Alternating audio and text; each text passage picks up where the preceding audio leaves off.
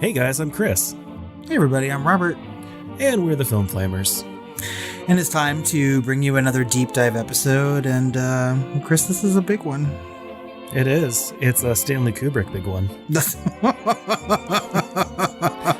That didn't really come out right. And I somehow feel like that's probably not accurate, so I don't know. Who am I to judge Stanley Kubrick's big one? I can only compare it to this one, and so we're going to talk about The Shining today. That's right. So The Shining is a 1980 psychological horror film produced and directed by Stanley Kubrick, co-written by Diane Johnson.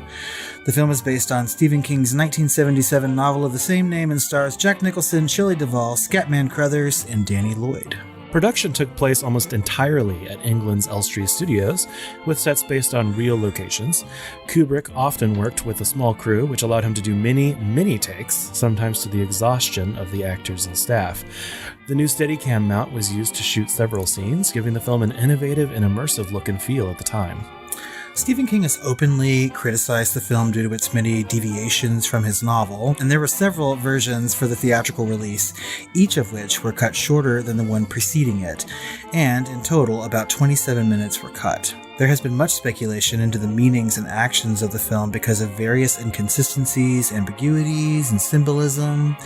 Over the years, critical response has grown more favorable, and the film has definitely found a place in pop culture.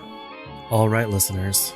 Darlings, light of our lives, come play with us forever and ever.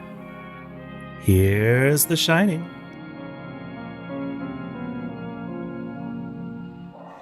I don't suppose they told you anything in Denver about the tragedy we had up here during the winter of 1970? I hired a man named Charles Grady as the winter caretaker. From what I've been told, he seemed like a completely normal individual. But at some point during the winter, he must have suffered some kind of a complete mental breakdown. He ran amok and killed his family with an axe. Well, you can rest assured, Mr. Ullman, that's not going to happen with me. That's right. Mom, do you really want to go and live in that hotel for the winter? Sure I do. It'll be lots of fun. The only thing that can get a bit trying up here during the winter is the tremendous sense of isolation. Is there something bad here? I fear you will have to deal with this matter in the harshest possible way. I do that I killed you and Danny. You did this to him, didn't you? I'm not gonna hurt you. I'm just gonna bash your brains.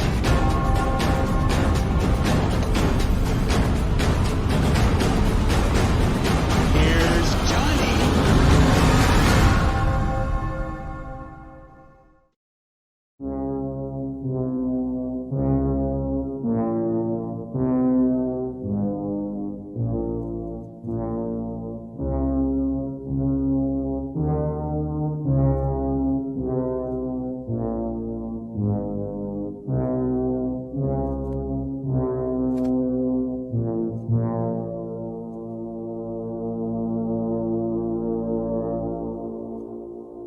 Teacher-turned-writer Jack Torrance, played by Jack Nicholson, arrives at the remote Overlook Hotel in the Rocky Mountains of Colorado to interview for the position of winter caretaker.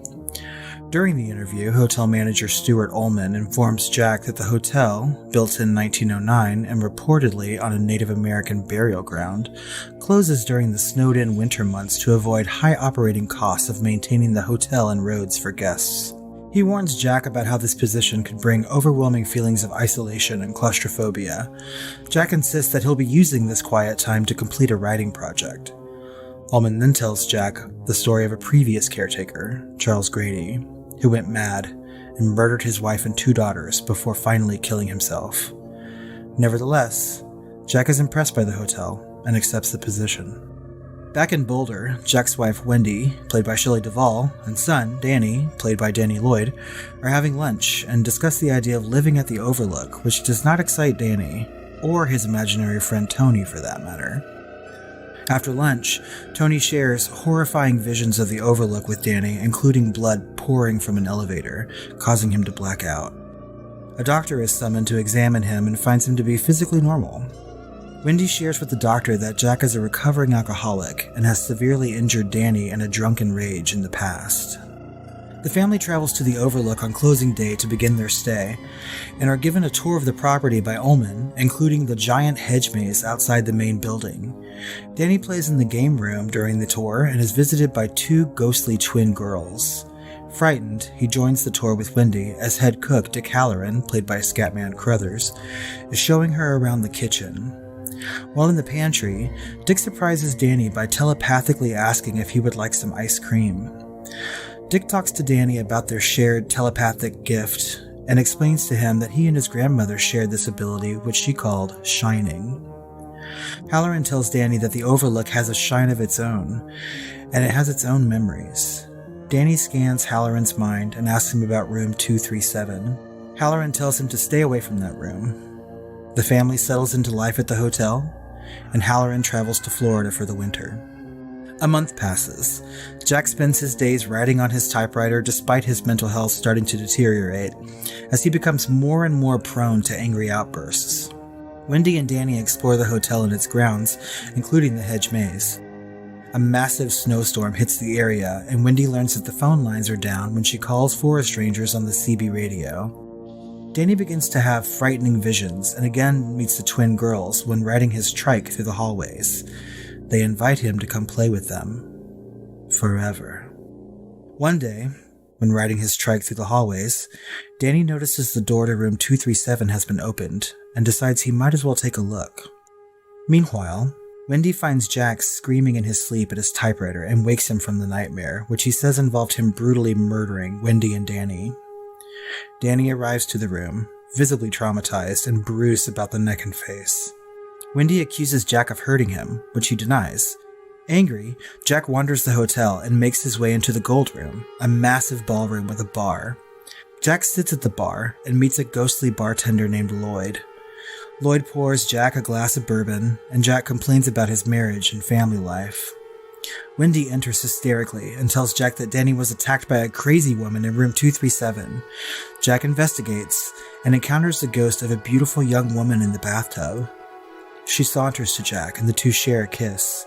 While they embrace, Jack notices in the mirror that her appearance has changed. She is now a hideous, old, rotten corpse. He flees from the room in terror, but tells Wendy that he saw nothing. The two argue as to whether or not Danny should be taken away from the hotel to a doctor, while Danny telepathically calls Halloran for help. Jack returns to the Gold Room, now filled with partygoers dressed in a 1920s style. Lloyd plies him with more bourbon, and Jack meets a ghostly waiter, Delbert Grady, after the two accidentally collide. The two head to the restroom to clean Jack's clothes, and Jack deduces that the waiter was actually the former caretaker that murdered his family, which Grady denies. Grady, however, tells Jack that Danny has contacted Halloran with his telepathic gift and suggests that Jack correct his family of their errors in judgment. Meanwhile, Danny has completely reverted to a trance-like state and only refers to himself as Tony, the imaginary friend, while receiving visions of the word red rum. Armed with a bat, Wendy searches for Jack and comes across his writing table. She finds that Jack has been typing "all work and no play makes Jack a dull boy" over and over on all the pages, hundreds of them. Jack catches her, and she begs him to leave the Overlook with Danny, but he threatens her. She beats him about the head with the bat, and Jack falls unconscious after falling down a flight of stairs. Wendy drags Jack to the kitchen and locks him in the pantry. Through the locked door, Jack informs Wendy that he has disabled the radio and the snowcat, trapping them at the hotel. Halloran becomes increasingly worried when he cannot reach the family over the phone or radio and flies to Colorado to make the long journey to the hotel through the snow. Meanwhile, Grady appears outside the pantry and releases Jack after making him promise to correct the situation with his family. Upstairs, Danny begins chanting red rum and draws the word on a door with lipstick. The commotion awakens a sleeping Wendy, who sees the word in a mirror, revealing red rum to actually be murder spelled backwards. Immediately upon this realization, Jack begins to hack through the door with an axe. Wendy and Danny lock themselves in the bathroom, and Danny escapes through a window outside, doubles back, and hides in the hotel. Jack breaks through the bathroom door but retreats when Wendy slices his hand with a knife. Jack hears Halloran approaching in a rented snowcat and ambushes him as he enters the hotel, slamming his axe deep into Halloran's chest, killing him. Jack then finds Danny in his hiding place and pursues him outside and into the giant hedge maze. A frantic Wendy runs through the hotel, encountering many different ghosts, including a cascade of blood pouring from an elevator, Dick Halloran's corpse, and of course, lest we forget, a man in a puppy play getup giving a businessman a blowjob. In the hedge maze, Danny is attempting to cover his tracks in the snow, causing Jack to lose his bearings and become lost. Danny escapes the maze as Wendy flees the hotel.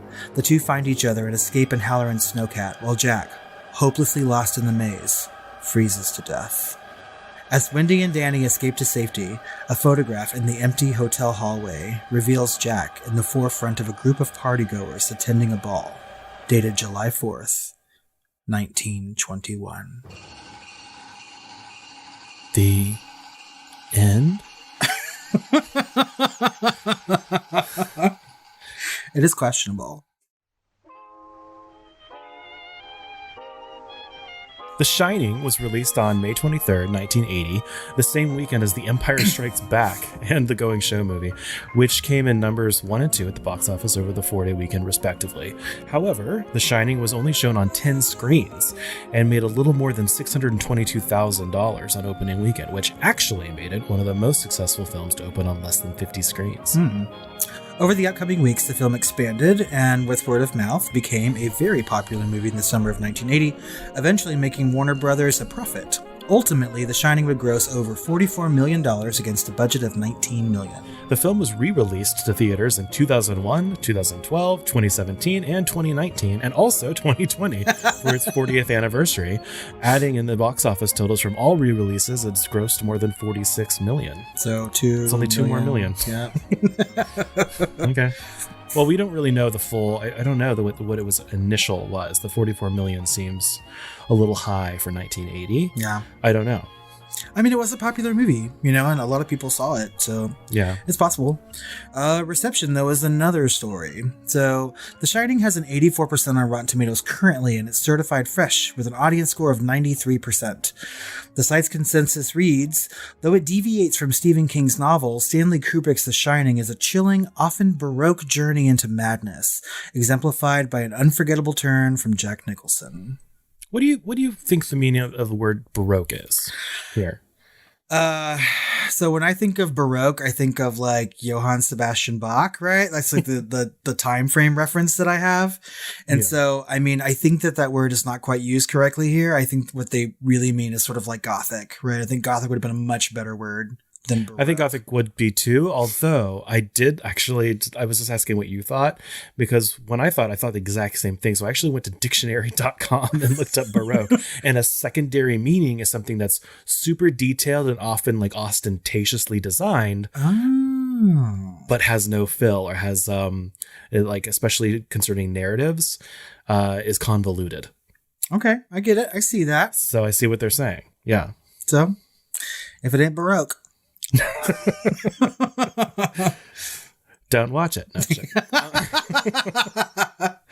which is actually often an oft way of criticizing a Kubrick film. Yes, really. I would say that he oftentimes will forego narrative structure or even characterization for a more visual storytelling aspect. Yeah. And that brings us to the way the film opened, because it opened to mostly mixed reviews.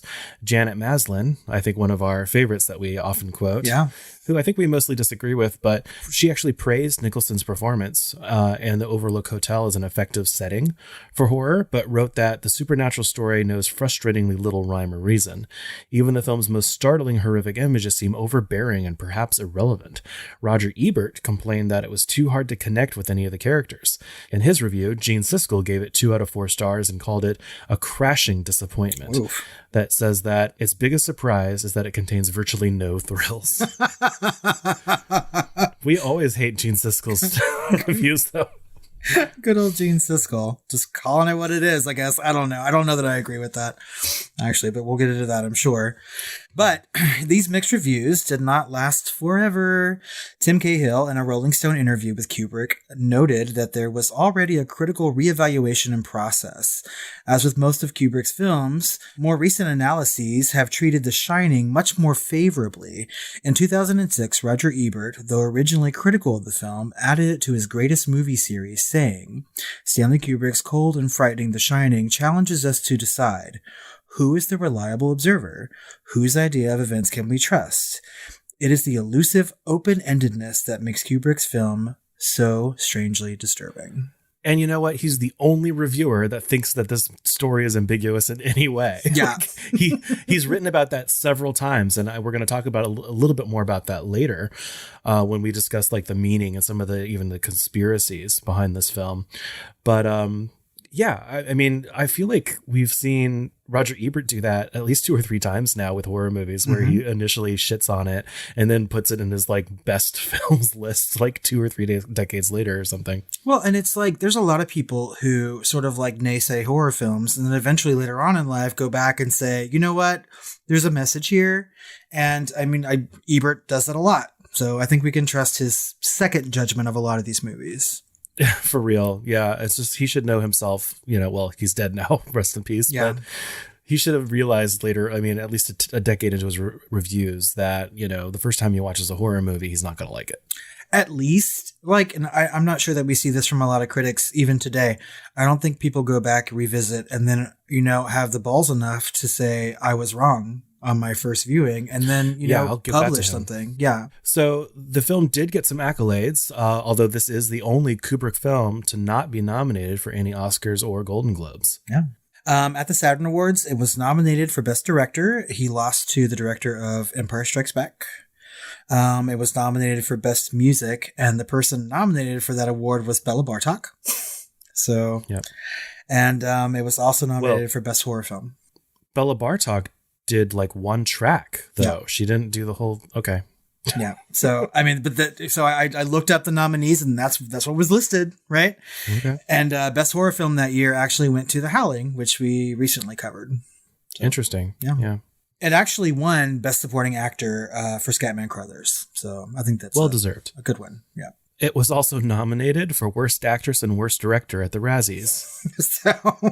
Neither of which deserve that. No, I don't think so. I mean, we'll talk about performances later on. So the AFI has recognized the film several times. In 2001, it was ranked number 29 on the 100 Years 100 Thrills list. In 2003, the character of Jack Torrance was 25th villain on the 100 Years 100 Heroes and Villains list. And in 2005, it was number 68 on 100 Years 100 Movie Quotes for the crowd favorite "Here's Johnny" line. The Shining has definitely found a place in pop culture, and there are parodies of the film everywhere. For instance, The Simpsons' 1994 episode Treehouse of Horror 5 included a parody titled The Shinin', in which Homer writes, "No TV and no beer make Homer go crazy." The season 30 2019 episode, Girls in the Band, has Homer going mad from working double shifts, experiencing a gold room party scene with Lloyd, and being followed by an axe-wielding HR rep who looks a lot like Jack Nicholson. I fucking love both these episodes. I mean, like, one day in October, 1 month in October, we should probably do like a top 10 Treehouse of Horror segments episode. Sure. Like, we have to. Although, I mean, like, that's probably got to be number 1. You shoot the fucking load. Well, now. yeah, maybe cartoon parodies too, because there's the South Park parody of Poltergeist, as well as the South Park parody of Children of the Corn. That's right. And probably others that need to be watched as well. Oh yeah, there's a ton. In his 2018 film Ready Player One, Steven Spielberg recreated the Overlook in a sequence that he considers to be an homage to Kubrick, who was a close friend of his. Even Stephen King has referenced the movie. In his 2019 novel The Institute, King writes of identical girls clutching dolls, which makes a character remember twins from some old horror movie. Yeah. Yeah, I do like that reference in Ready Player One, because I don't believe that was in the book at all. No. But I loved it in the movie. It was special to me, although it was a little cartoony, but that's, I mean, the whole point of Ready Player One. Yeah, I thought that was just an incredibly well done sequence in that movie. I liked that movie a lot, actually. I also liked the book. My husband just rewatched Ready Player One, and we were having conversations about The Shining And so I think that he also appreciates that part in that movie. It's just so well done. Mm-hmm. Yeah. In 1997, Stephen King wrote and produced a remake miniseries for network television directed by Mick Garris. While this version is more faithful to the novel, the miniseries was seen as being too literal and filled with cheesy effects. It currently has a 57% on Rotten Tomatoes. I watched this when it came out. I remember where I was and what room I was sitting in. And I remember my sister getting freaked out and crying because the topiary animals came to life, and that didn't happen in the original Shining movie. But it does in the book. And so that was something that really, really scared her. And I think I tried to go back and watch that miniseries again, but it's too 90s. It suffers the same problem as going back and watching Rose Red a little bit, although Rose Red is better in my opinion. You know, it's just a little, it's dated, you know, it's more dated than The Shining is, if that's possible. I completely agree with you. And I mean, I was super excited for that miniseries to be released, right? Because I mean, I was a huge fan of the novel, and you know, I'd seen the original Shining so many times, and you know, when that came out, I liked it. I remember liking it, but I have since revisited that miniseries, and it's just not, it doesn't hold up very well. No. So good try though. Yeah. It's just like a lot of the bit humor and like TV scares, both in that and some of it in Rose Red, are just so dated compared to today's horror. At least Kubrick is elevated enough in The Shining that it doesn't feel dated. I think we can safely say, though, is that like Stephen King, you know, is still experiencing sort of like a renaissance when it comes to Hollywood. And I mean, people are going to make and remake his work, you know, all over the place. And so there could be another one at some point. Oh, yeah. No, the problem is not with the writing. The problem is with the direction and how they brought it out on screen, I should say, instead of Scream. Or both. Or lack of Scream. In 2019, Mike Flanagan released the sequel, Dr. Sleep. But we're not going to go too far into that right now. Yeah, we might be dropping a deep dive episode next week about that. We might be. And I doubt it's going to be as long as this one, though. I don't know. We'll see. And finally, this year, HBO Max announced that a spin-off series called The Overlook has entered production. That's right. And this is, I mean, from what I've read so far, it's J.J. Abrams produced. And it's going to be telling stories of the Overlook, you know, before the Torrances moved in. Do you know if Stephen King is involved in any way? No.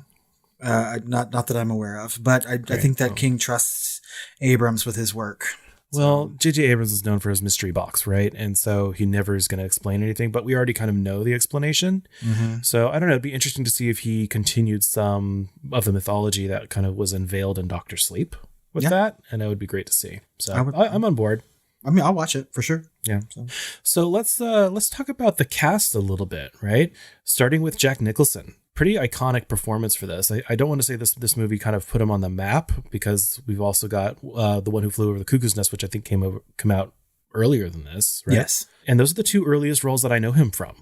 You know, my movie timeline for Jack Nicholson may be wrong, but I'm sure that he was already a household name by the time The Shining was released. Chinatown, The Cuckoo's Nest, and I think Chinatown came out around that time as well. Yeah, I mean, and he had some like bit parts in other movies, but I mean, Jack Nicholson, he was already doing his thing and people knew who he was, right? So yeah. And of course he would go on to have an illustrious career. Yes, very much. I mean, nominated for Oscars. I'm not even sure if he's won one. I should probably look that up, but I mean, I just watch any movie from any decade up until like the 2010s, you know, anything from this to The Departed, and it's like, you know, look, this person can act.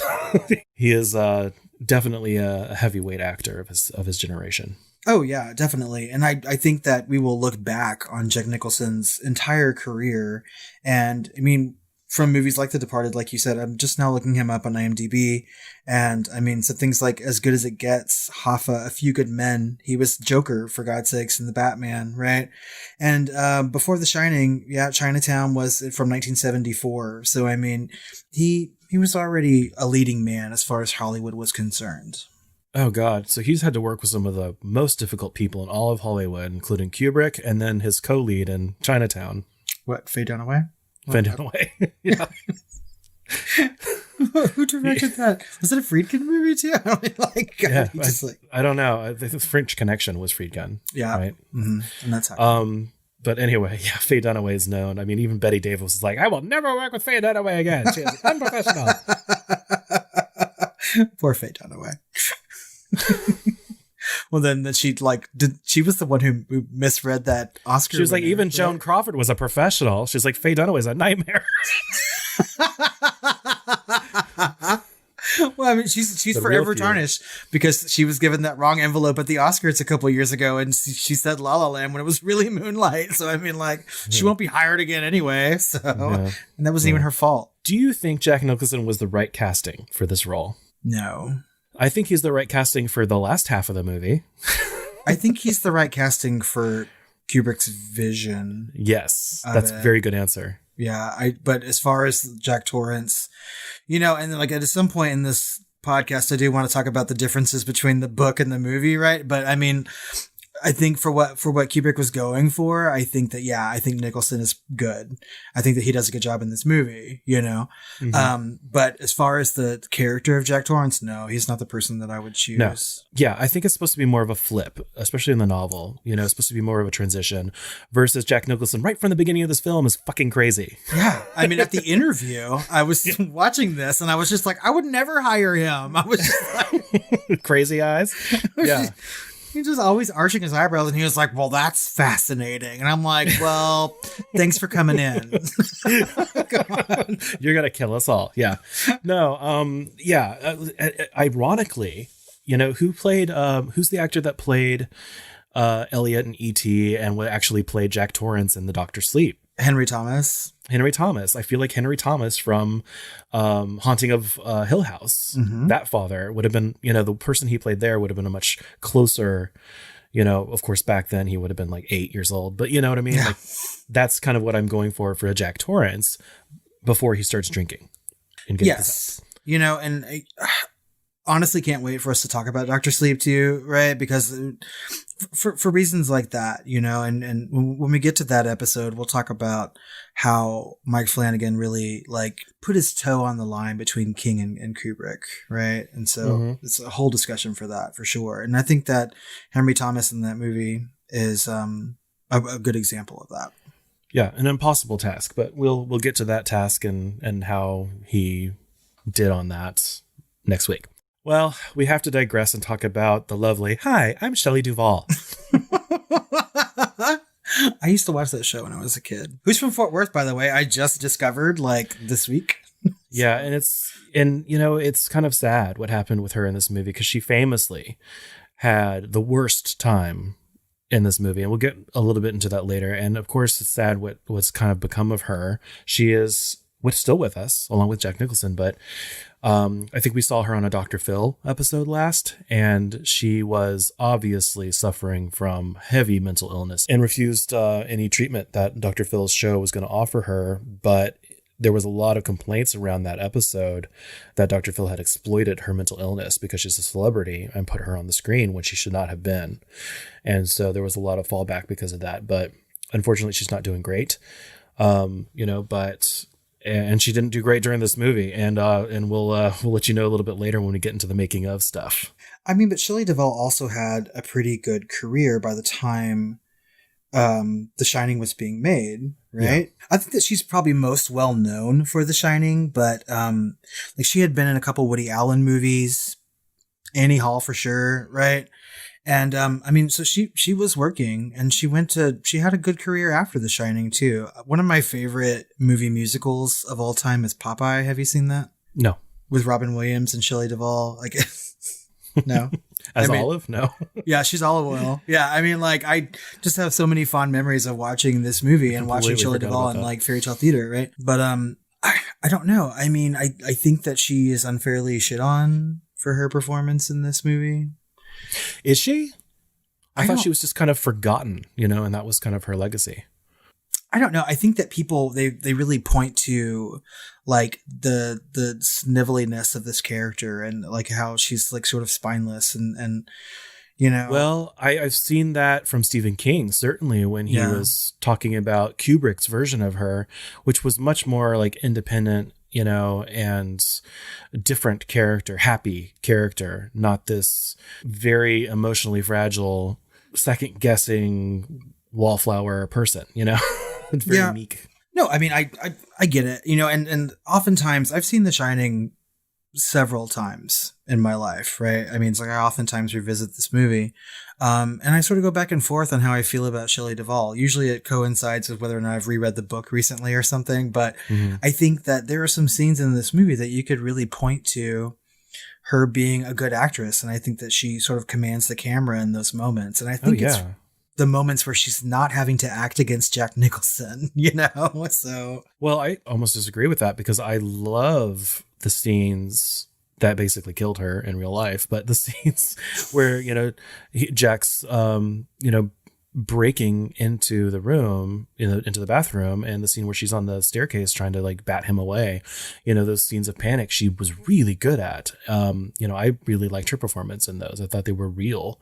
You know, it's some of the dialogue scenes that I thought she was a little flat, you know, but honestly, overall, I would say her performance was great. Yeah. I mean, so like I would, there's a scenes at the beginning where she's talking to the doctor in her living room, right? And she's very nervous because she's a mom who, you know, whose son is having this sort of like attack, right? And she's having to divulge this really personal information to that doctor at that moment.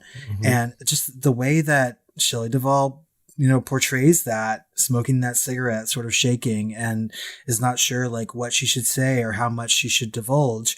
Like, I just really like those scenes, I think, are good. It's a nice quiet. Oh yeah. For that was Duvall, a really good scene. Know? She was having to tell that news through a smile, trying to make it seem normal. And you could tell, you know, the wheels were turning in her mind or in her character's mind. And that's what she's showing. She's showing that she's acting in front of and behind her eyes. And it was very well done. Yeah, I agree. And then finally we get to, you know, as far as like the main family here, we get to Danny Lloyd as Danny Torrance. And I thought he was phenomenal as, you know, as far as child actors go. I thought he did amazing, especially, you know, acting as Tony. You know, he created that voice himself. It was his idea to use his finger to talk. It was that actor's idea. Yeah. Wow. And so, you know, I just thought it was like, of all the performances in this movie, maybe the most underrated is actually the child's performance. And I mean, I've said it before, right? That I used to, and I'm starting to change my mind, just like Roger Ebert does. You know, when a child gives a good performance, I often give credit to the director, really, right? Yeah. But I mean, I get surprised all the time that these kids really just like understand their role and bring something to it. And I think that he really does, you know? Yeah. I think that, again, you know, when we get to the differences between the novel and the movie, you know, it could have gone another way. But I think for what Kubrick wrote and what he had in mind, I think that Danny Lloyd really brought it all for that. And honestly, it's very difficult to really judge a performance knowing the making of this film, because you know that, you know, Kubrick's involved and he's very meticulous. And so any one of these scenes could have been shot 100 times or more, right? So there were records broken for amount of shots that were filmed in this movie, amount of retakes. So really, oh yeah, oh shit, yeah, we'll definitely get to that later. And the only other one I really wanted to talk on a little bit was, of course, Scatman Crothers as Dick Halloran. I thought he did a great job. You know, he's my favorite character from the film, probably. I completely agree with you. There is just something about the way that Scatman Crothers speaks, right? I mean, his cadence in this movie that is so incredibly relaxing to me. Like when I'm watching it, like I immediately like that character, like right away. Yep. And he's just so incredibly warm and caring. Storyteller. And you know that deep down. Yeah. And it's just like, I don't know, maybe something about the way he says the word toast, right? Right. And I couldn't even pinpoint it, but I mean, I like him so much from the get-go, and he makes me feel comfortable in a movie that, you know, through most of it, I don't feel that comfortable watching. Yeah. So, and you're not going to believe who almost took his place. Oh, is that a fun fact? Might be. Okay. Anyway, Scatman Crothers deserved that Saturn Award. I think he probably deserved a lot more praise than what he got, you know, when this movie was released. And we can probably chalk that up to, you know, initial reviews or reception of the movie. But I think as time has gone by, like a lot of people really like his portrayal of that character and really grab onto it. And that makes me very happy. I do want to call out, I mean, there was a lot of other good performance in this, but, you know, Joe Turkel as Lloyd the bartender, but really especially Philip Stone as Delbert Grady. That bathroom scene is just stellar. Yeah. Not only because of Jack Nicholson, but really because of, you know, Philip Stone's performance as Grady. You know, of how he had to correct his family. Correct. He, the way they play off each other, right? Like really is sort of a masterclass in acting, right?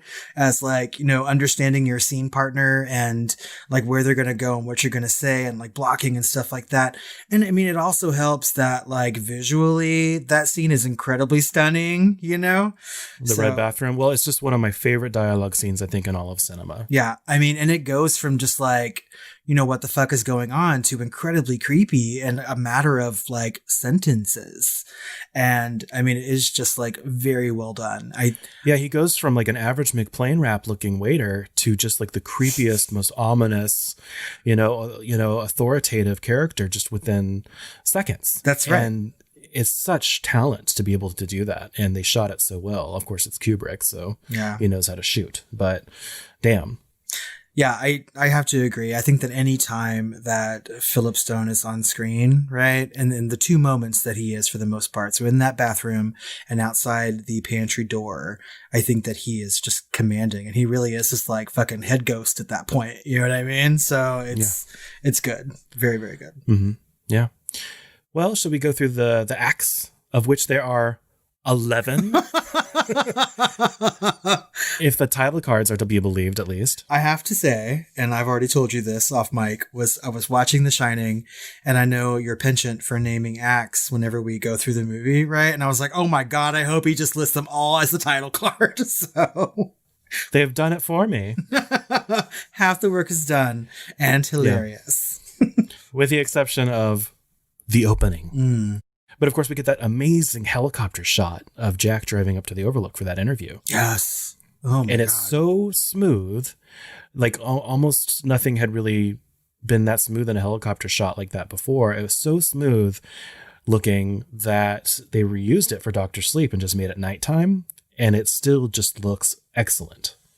Yeah, I think the opening of this movie is really phenomenal, right? I think it really sets a tone visually, sonically, that a lot of movies just can't do or haven't done, right? I mean, like from the minute we have a camera sort of like speeding over that like landscape with that music playing in the background, you know, Famous like music. exactly what kind of movie you're in for. And it's incredibly well done. Well, you could have easily had that shot, but put like the Sound of Music soundtrack behind it, and it would have been happy. You know, Yeah. you know, but it's up to that music and to that slow sweeping camera that it just like dictates the mood. And it's really just an excellent shot and an introduction to a bevy of excellent shots throughout this film. That's right. I have to completely agree. And I know we'll probably dissect a lot of those along the way. So second act quickly approaching is called The Interview. Wait, was that a title card? I can't remember. Yes. Oh, yeah. Yeah. All of these are title cards. Yeah. The Interview. It's a black screen with like all these title cards are black screen with just this titling, all uppercase, just The Interview, in which we have the interview. Two interviews, really, you know, Yeah. but the first one being of Jack Torrance with Stuart Ullman, and he's interviewing for the position of winter caretaker. And we really get a lot of information about the hotel delivered very quickly through these like lines of dialogue. Things were going on, and Jack Nicholson's character, Jack Torrance, was getting a lot of information like very quickly from this manager. Well, they both passed that interview, her with the doctor and him with the manager, when they shouldn't have. Yeah. Right? Social services should have been called for both cases. That's right. So, I mean, like, ultimately, like we already said, like, I wouldn't have hired Jack Nicholson in this particular moment, because every time he gives some, like, bad news, he's like, well, that's fascinating. And, you know, so if we get through all that, and like, there's even somebody else in the room during this interview, that other character, who is sort of like an assistant manager to the hotel. And the camera cuts to him oftentimes before the bad news is being delivered, right? And he's like glancing over at Jack, and he's like sort of like studying his response, right? There should have been two people who had been like, no.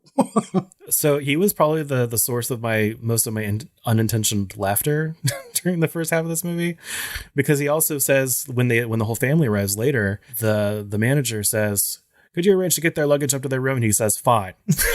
It's like, damn.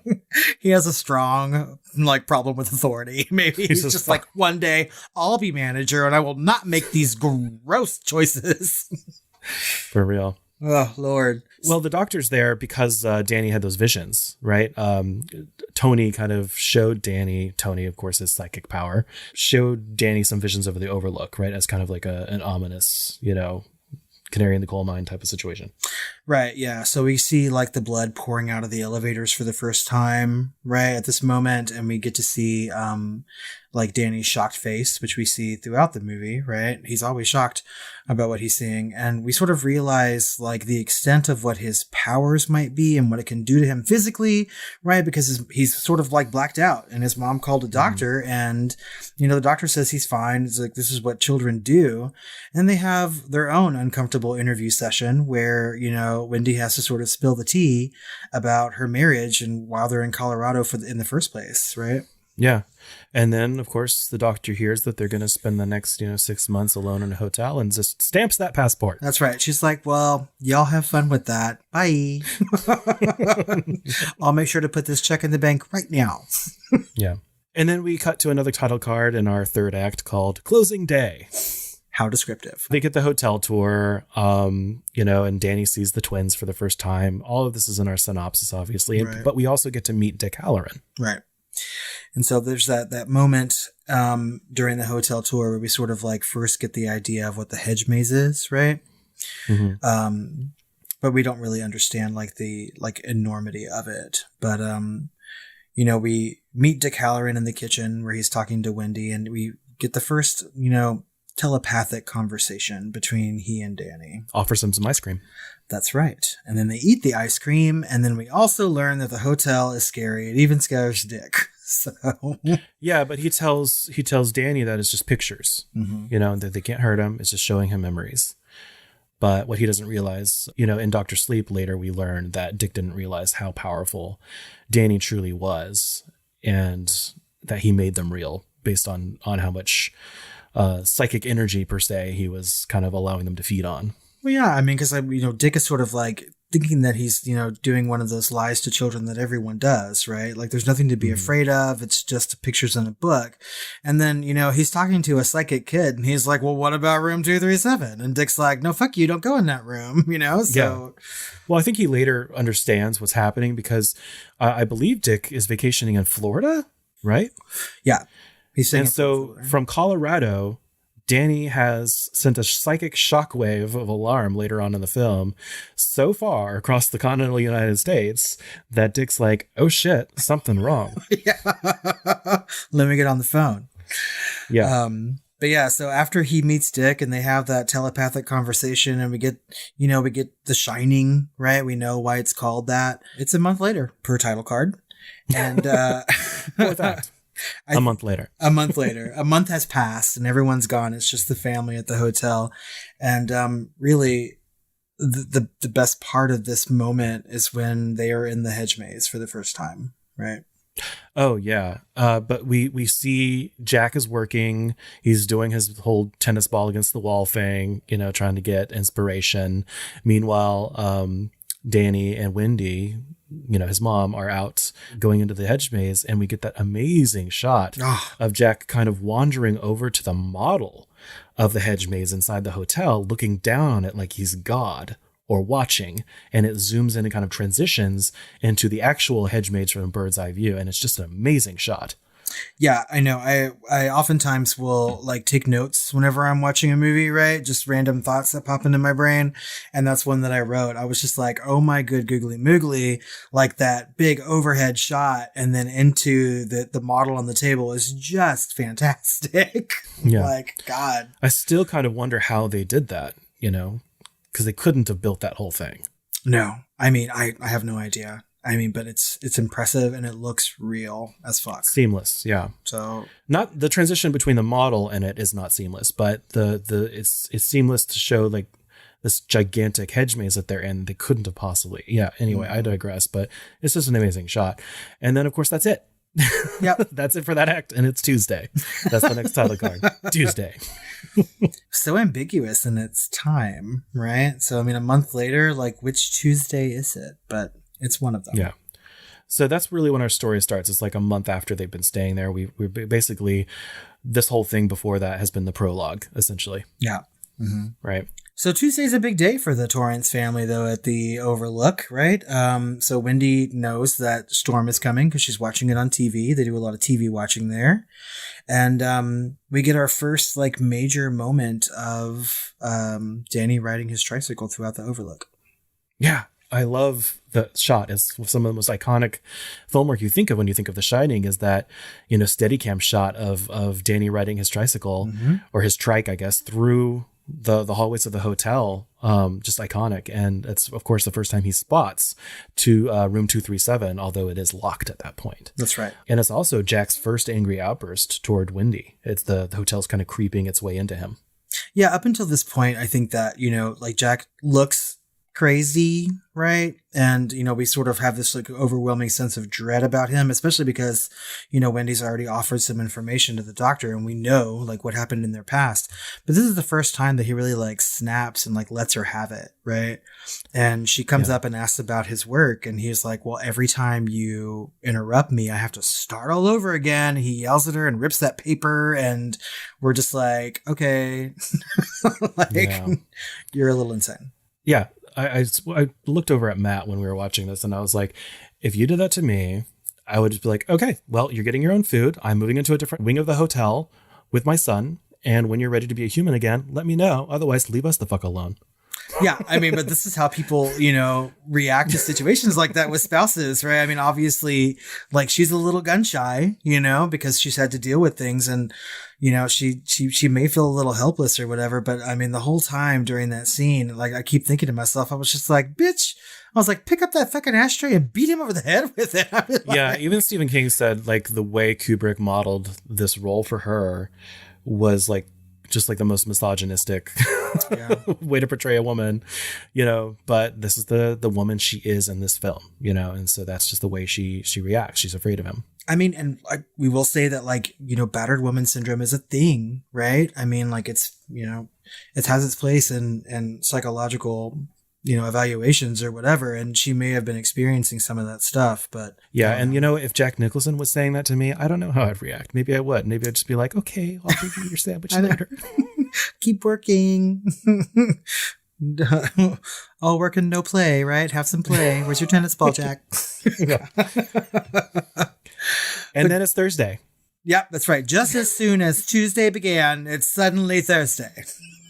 Yes. All that happened on Thursday is that Jack is staring out a window at Wendy and Danny playing in the snow, and we get this incredible shot of Jack going crazy.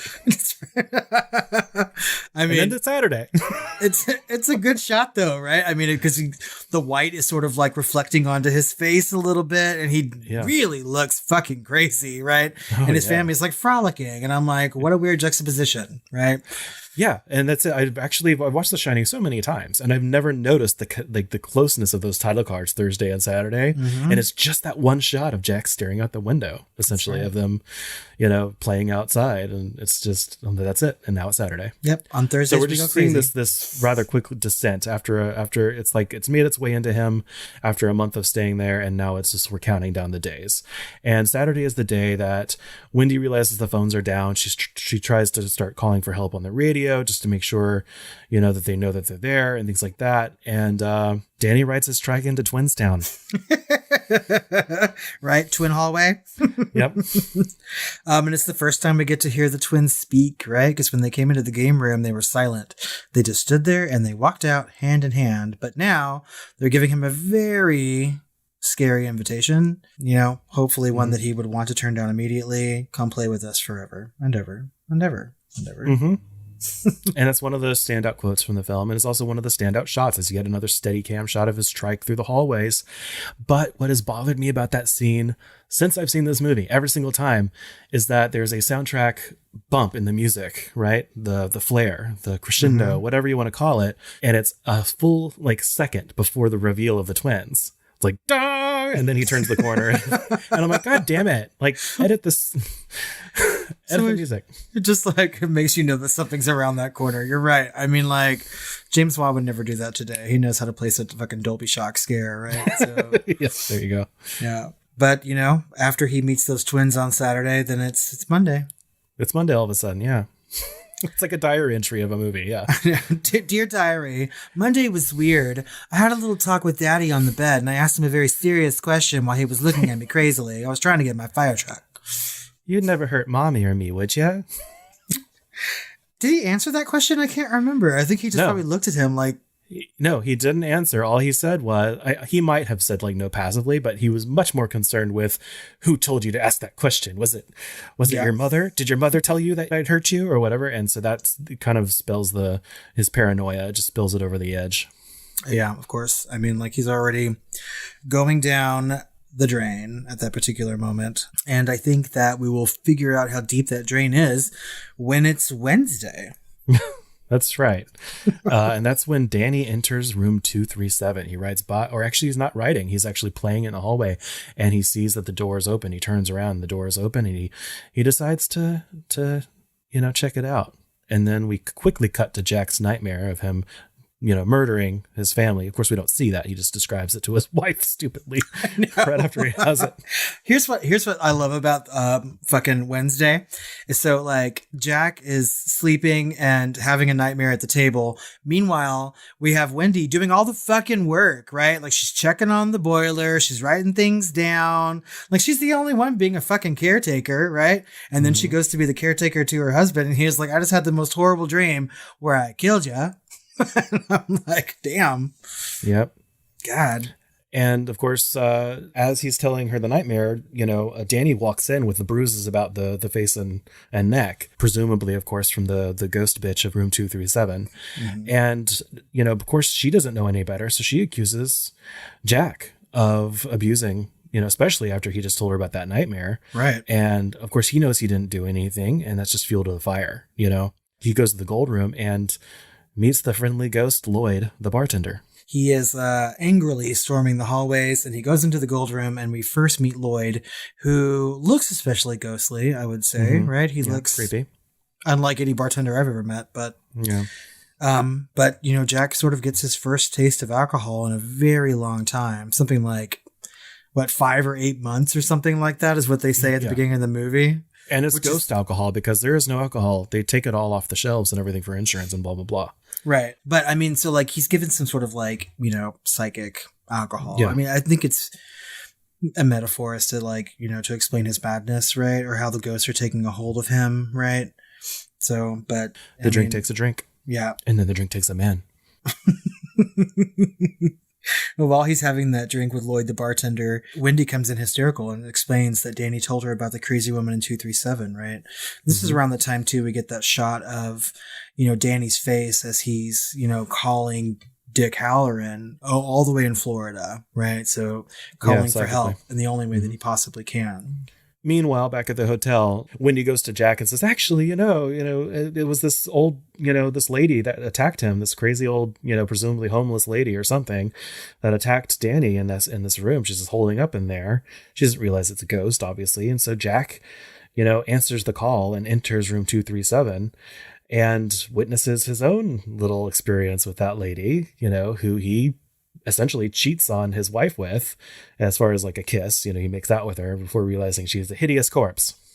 And he doesn't even think twice about it. Like that young, beautiful woman is getting out of the bathtub, and the look on Jack's face is like, okay. And, when they're kissing, like his hands are on her. He does not think twice about kissing this woman. Right. And then he gets that sort of like gross comeuppance and, has to back away in terror. And that really is a really gross moment in this movie. Like I remember like watching this for the first time and being visibly like shaken watching that part. I'm like, it's really unnerving, especially for, I think it was maybe like 11 or 12 when I saw Shining for the first time. So, well, I would say that and his drink at the bar, that's when he is officially possessed, at least of this, ghostly alcoholic beverage, which is, I think, just symbolism for him actually ingesting part of this house, and that's a decision he makes is because Wendy asks him, did you see anything? And he says no. you know? That's right. He even like goes so far as to say that Danny was doing something he shouldn't have been doing. He stole a key. He went into a room. He knows he's not supposed to go in there, sort of thing. Like he's completely severed his ties with his family at this particular juncture. And this is also just halfway through the movie. The rest of the movie takes place this same day. Wednesday is the day. Yep. Lord. Hump day. Fuck me.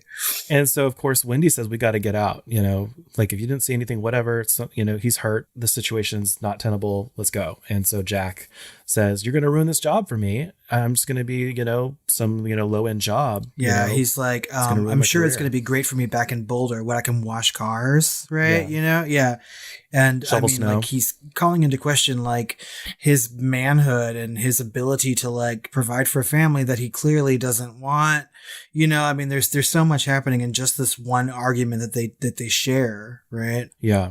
Which leads him to storm off again back to the gold room, you know, the only supply of, you know, psychic alcohol that he has. And that's when he meets Grady, the Yep. waiter. Mm-hmm. And they have that whole conversation in the bathroom that we were talking about earlier in this episode.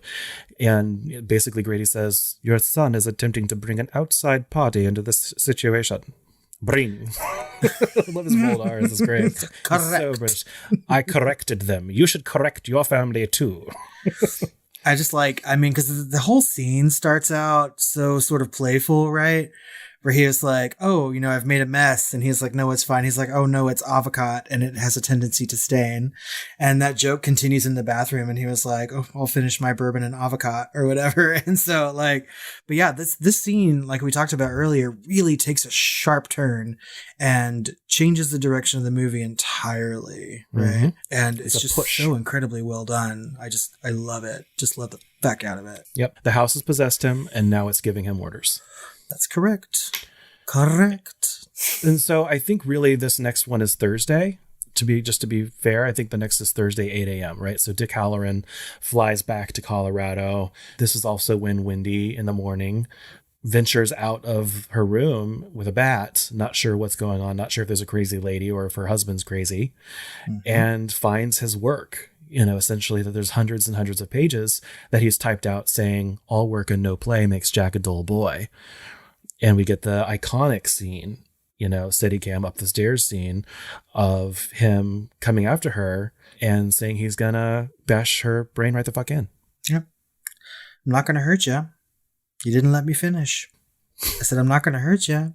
I'm just going to bash your brains in. Bash them right the fuck in. Yeah. And, but instead she bashes his brains in and he falls down the stairs. Shouldn't say things. It's like prophetic last words, Jack. Shut the fuck up. Yeah. But he's unconscious and she is dragging him to the kitchen to lock him in the pantry. And he comes to just before, right after she locks the door and tells him that they have no escape. He has done fucked up everything in that hotel and they have no escape. Yeah. He has sabotaged the radio and he has sabotaged the snowcat that would allow them to exit the premises. That's right. And like, he doesn't just tell her, he tells her to go look at it. He's like, go check out the snowcat, you know, and she goes and looks and it's, you know, shit's been pulled out of it and she doesn't know how to fix it. Right. So yeah, it looks like he straight up cut the cables versus at least with the radio, he like calmly takes up pieces of it. yeah, he takes out those little Lego pieces and he's like, there, I did it. You know? It's 4 p.m. at this point, right? And it's time for Wendy to have a hysterical nap. She said too much of a day. This is our final title card, 4 p.m. And this is when Grady, the ghostly voice, lets Jack out of his prison in the That's country. right. But he has to promise before he does. Like, we'll let you out, but you have got to correct your family. Meanwhile, while that's happening, you know, we get the iconic scene with Danny still in his trance as Tony saying red rum over and over, finally writing it on the door with lipstick, which of course wakes Wendy up and she sees in the mirror that it is murder. That's right. I oftentimes think about that lipstick that Danny picks up off that table, right? Because it's pretty clear to me that Wendy has not been wearing lipstick this entire time. I don't know why it's so readily available for Danny to write things on, but I mean, it's the movies, so it's okay. Yeah, I didn't notice that. I didn't think about it. But yeah, so she sees murder in the door and in the mirror, right? So it's murder. Red Room the entire time has been a warning. And right as she realizes this, there's an axe through the door. Yeah. And of course she has a knife because thanks to Danny. And, they hide in the bathroom. She throws Danny out the window. It slides down a snowbank. Actually, it seems kind of fun. He's like sliding down that snow hill, right? Like, that is so convenient that snow hill is right under that window. And and we get that here's Johnny moment where he's axing to get in.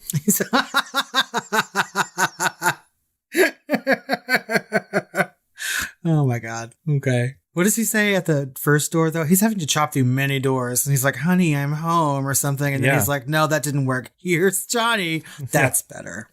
I didn't sound crazy enough the first time.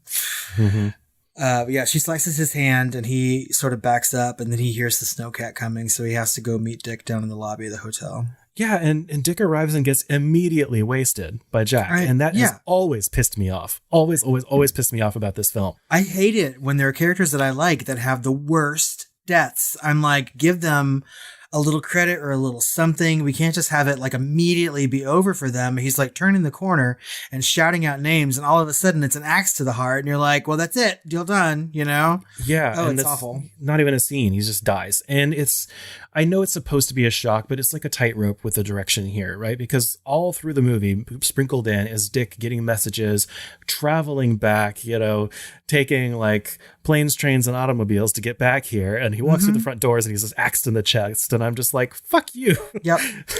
Like he was only good enough to provide them with transportation out, And I'm like, it's not a good way to say goodbye to that character in any form or fashion. This is one of the top examples of that people give sometimes of, black people in horror movies. That's right. I mean, that there was no way that he was going to survive anyway. You have to kill off all the people of color characters and he dies in such an unmemorable, horrible fashion. And it's just an afterthought after that. In the book, he actually survives, right? Yes, he does. So he's like, he wasn't supposed to die anyway. One of the biggest, glowing differences between the book and the movie. And I mean, things happen to him when he gets there, right? Right. So, I mean, we can talk about this for a minute before we get into the actual differences between the book, but the hedge animals actually attack Dick Halloran too when he gets there. And then he does get injured by Jack, but, he survives, right? And they sort of get to leave together, which is a much better ending for that character. As the hotel burns down. Yeah. So, but after he, kills Dick and he's chasing Danny throughout the hotel and then eventually outside, Wendy is taking her little ghost tour, her haunted hotel tour of the Overlook. She sees she sees the ghost room, I guess, with all the skeletons. I don't know what that's about. They haven't seen skeletons before. And they're just sitting there doing nothing. And she sees the blood in the elevator and she sees, nice party, isn't it? Or whatever guy. And then she also sees the obvious gay couple, but they're ones in puppy play get up and giving another a businessman a blowjob. It's was that in the book? Where did this come from? No, I don't. That's not in the book. It's just meant to shock audiences in 1980 or I don't know why he put that in there. It's shocking, I mean, cause I will say there are a couple moments in this movie that really get me as far as terror goes. But every single time, even to this day, in my 41th year, when that dog leans up and looks at her and then the laying down man leans up too, I am terrified every single fucking time. To me, it just kind of raises my eyebrow. I was like, what? It's so random. Everything else is so horrific. And that is just, I guess, just meant to shock audiences, homophobic audiences or audiences that aren't used to seeing that. And to me, it's just that's really outdated. I mean, the puppy costume's a weird touch. It just makes me go, huh? Yeah, it's not the act itself. That was never shocking to me, even when I was younger. I mean, I pretty much knew I was gay from a young age. But I mean, the costume itself to me is truly visually frightening. It just scares me. Yeah, and it makes me wonder how they died or what their story was. And I'm sure maybe that's going to be a part of the Hotel series. Oh God, I hope so. It just reminds me a lot of the American Horror Story. Mm-hmm. And that show and how they told all those stories to people. And obviously that's kind of based on The Overlook and stuff like that, right? American Horror Story. There's so much shining in that series. That's for sure. of course. But, so I don't know. It'll be interesting to see, but I don't know. I just thought, it's always just such a weird detail. And they were noticeably absent as ghosts in Dr. Sleep. Yeah. I think that's an obvious choice by Flanagan too, but yeah, I mean, to me, like, it's one of those moments that I always remember from The Shining. But post that, so Wendy's running around the house seeing all of her ghosts, and meanwhile Danny has led Jack out to the hedge maze, and he's being very clever and covering his tracks in the snow. That's right. And so Jack can't seem to get his bearings after this, right? After he's pulled that little trick. And this is not the last time that Danny will use the hedge maze in his favor, which is great narratively as far as like Dr. Sleep is concerned. But yet again, we digress on that subject. And Danny makes it out and reconvenes with his mother, and they escape on the snowcat that Dick had brought up, and they just kind of let everything lie as is. And meanwhile, it cuts to, Jack having frozen to death, which leads me to one question I had. I take everything, as is in the movie, and I have no questions typically, except for those weird ghosts. But why didn't the ghosts help him out of the hedge maze? Well, for me, I think throughout the movie, we never see any ghostly activity outside of the hotel, right? I mean, it happens in the book, but in the movie, the ghosts are sort of confined to the building itself. So maybe they just couldn't get to the hedge maze to help him. Like, he had already abandoned whatever protection they offered him, and that was it. Or you could also wonder if when Wendy and Danny were obviously going to escape, that they had no use for Jack other than to just consume him completely and have him be a permanent guest. One of us. That's gooble gobble. I mean, yeah, I mean, and ultimately too, I think they had to find a way to end the movie, right? And they had spent so much time with the hedge maze. It became such a particular cornerstone of this movie that it made sense for someone to die in it, right? They really like opened that up and had to close it, I feel. Well, I do think there's a story about what was supposed to be the ending of this film, and I believe it was supposed to be a hospital where they were, and saying that they didn't find Jack's body. And then the last thing was the photo. But I think that reel was lost or was destroyed or thrown out. Not by Kubrick, but by someone else that didn't like it or didn't want it, or by accident. I'm not sure. I don't think I like that ending. I mean, I prefer him being frozen in the hedge maze. Yeah, I like a tangible end. It just cuts to that, and then we get the slow kind of pan into that photo. Showing that this is definitely supernatural, and that the house has not only consumed him, but it has made it a part of its historical tapestry. You know what I mean? That's right. And I have a question about that photo, and I hope to God it's not one of your fun facts. This has always bothered me. So every time I've seen the movie, the photo says July 4th ball, 1921. But every time I see a picture on the internet, it says New Year's Eve, 1921. Is that because they changed that for like a European audience or something? Because it's an American holiday? That may be the case. That's not one of my fun facts, but it tracks because they reshot every single scene where she was looking at Jack's papers. She had to redo that every single time because they wanted a very specific line for each culture and language. Oh, wow. Oh, yeah. My God. And they did that on the day. They didn't do that separately. She had to do it all. Poor woman. Yes. Well, I mean, it's always bothered me because every time, I mean, even on New Year's Eve this year, a friend sent me a picture. It said Happy New Year's or whatever. And it said New Year's Eve ball 1921. And I was like, that's not what it is in the movie. Yeah. It's just like, ugh, it just bothers the shit out of me. Mm-hmm. Now that detail does tie into some conspiracy theories about the film, but we'll talk about those later as well. Okay, good. I'm ready to talk about that too.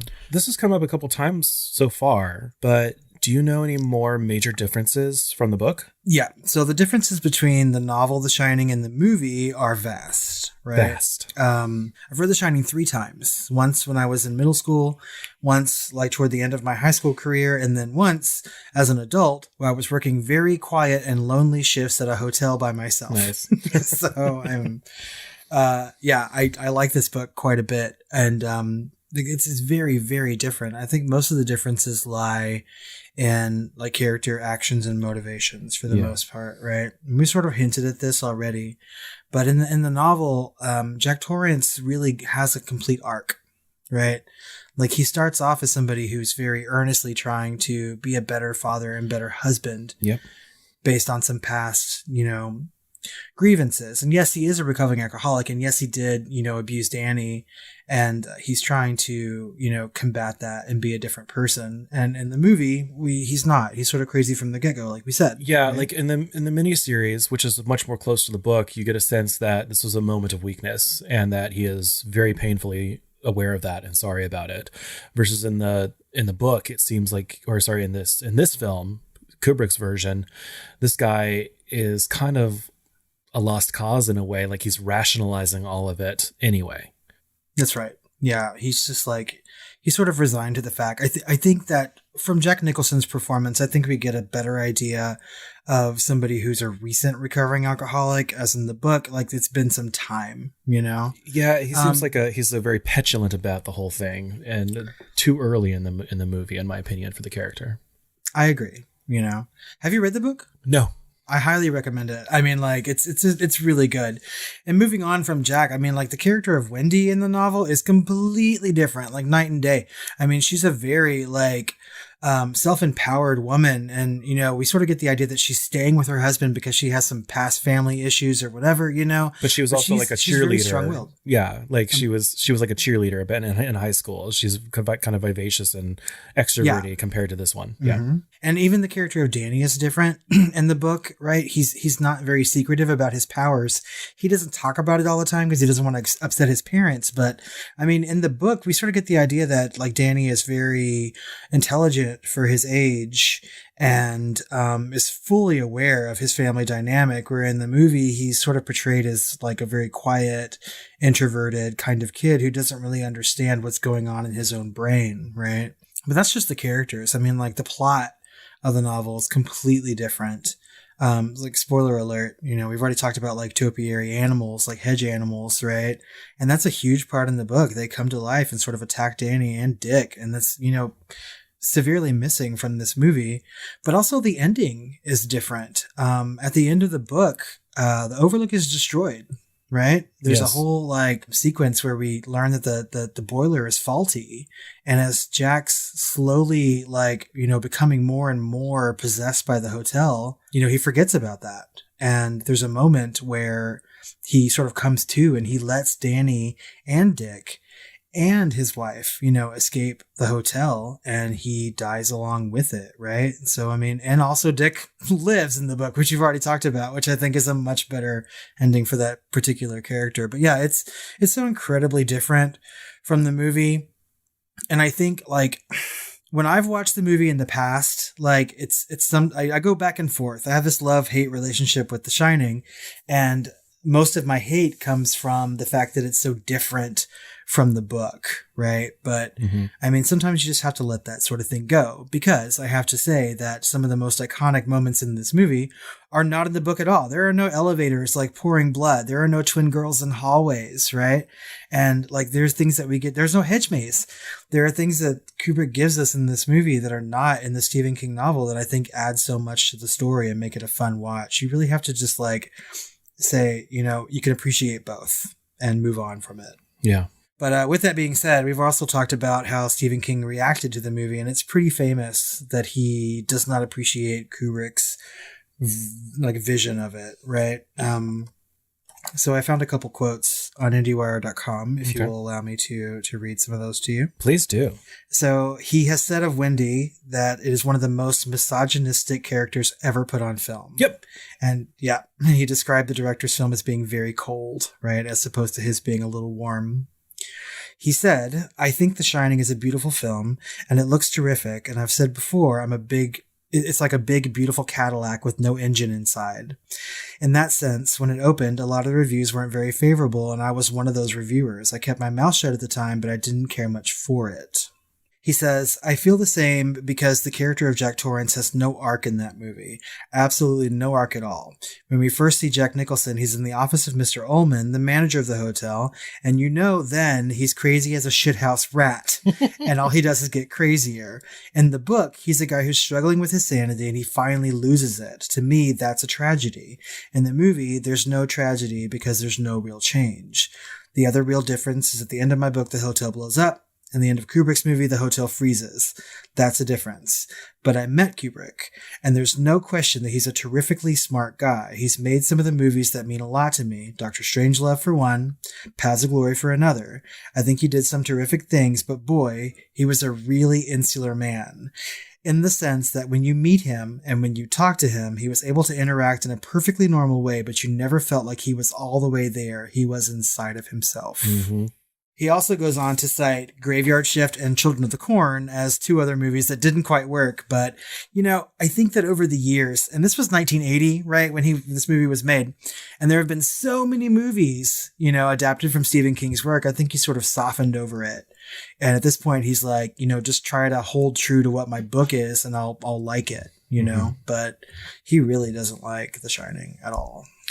Yeah. And I think maybe it takes some time for people to really kind of unpack a lot of like the analogy or symbolism or meaning of Stephen King's work, because it's not just a straightforward horror film or horror book, right? Like this whole thing is kind of an analogy to his own fear about becoming an alcoholic and hurting his family, right? And so this is kind of his own story about that fear and how the fear of becoming something else, something you don't want to become, and hurting those around you, et cetera, et cetera. And that's what Kubrick kind of missed a little bit of, I think, the warmth of that fear.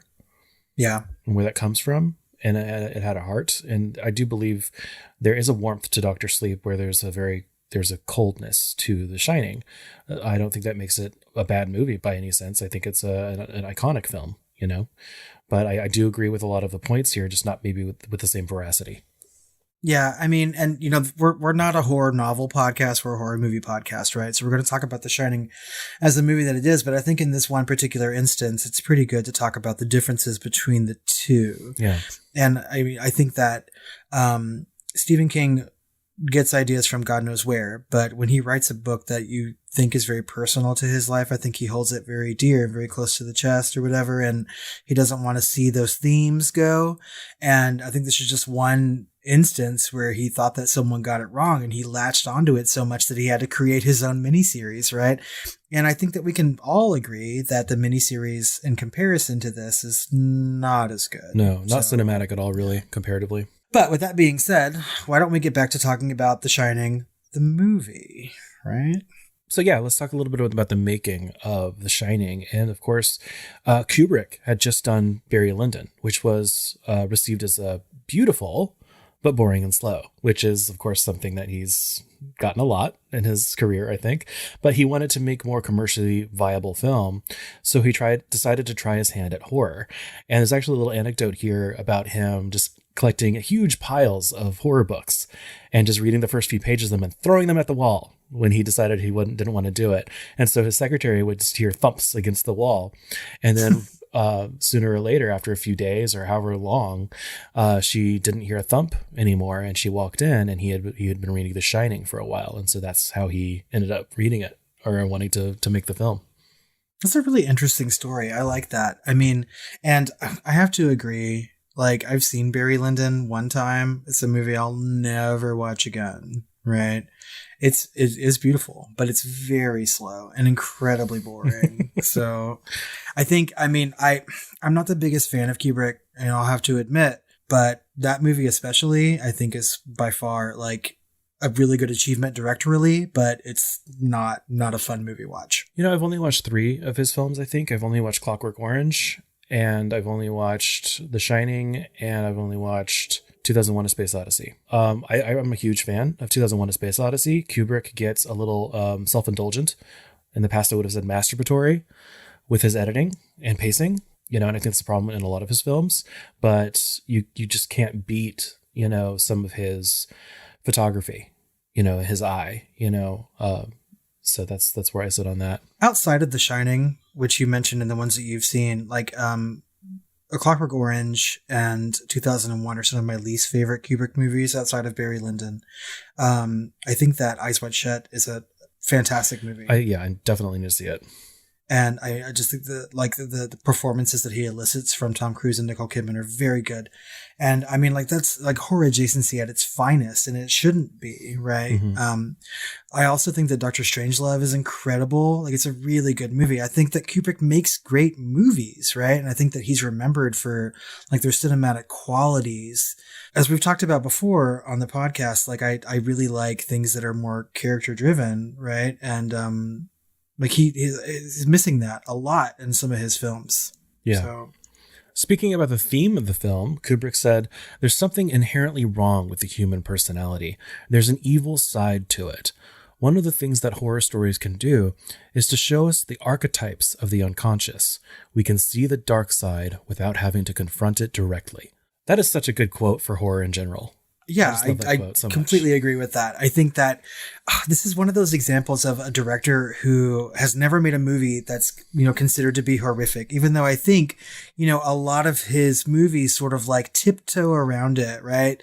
2001, for sure. A Clockwork Orange, most definitely, right? But he's really like coming to horror from this really cerebral sense, right? And he's talking about personality and talking about character. And I can see him trying to sort of like do that in The Shining, right? Mm-hmm.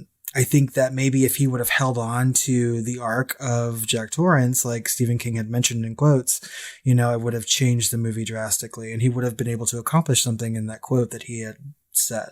I don't know, maybe I'm reading way too much into it. I don't know. I just think that he got it, and he knew why he wanted to make a horror movie, and he had dedicated himself to the idea of it.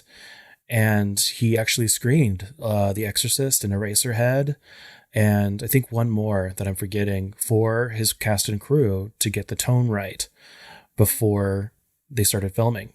So he was a fan of horror, and I think that quote is great just to describe horror and why it's important. Yeah, and it could always be like a mission statement for any sort of horror podcast, right? To sort of like delve into the reasons why horror is scary and being able to confront it, like he said. It is a very good quote. I like it a lot. Yeah. So obviously we know that Kubrick is famous for being meticulous and doing many, many, many, many shots of the same scene over and over and over. Some scenes, some little dialogue scenes taking up to a week to film, right? And so principal photography took over a year to complete this film. Good Lord. Due to his nature. Yeah.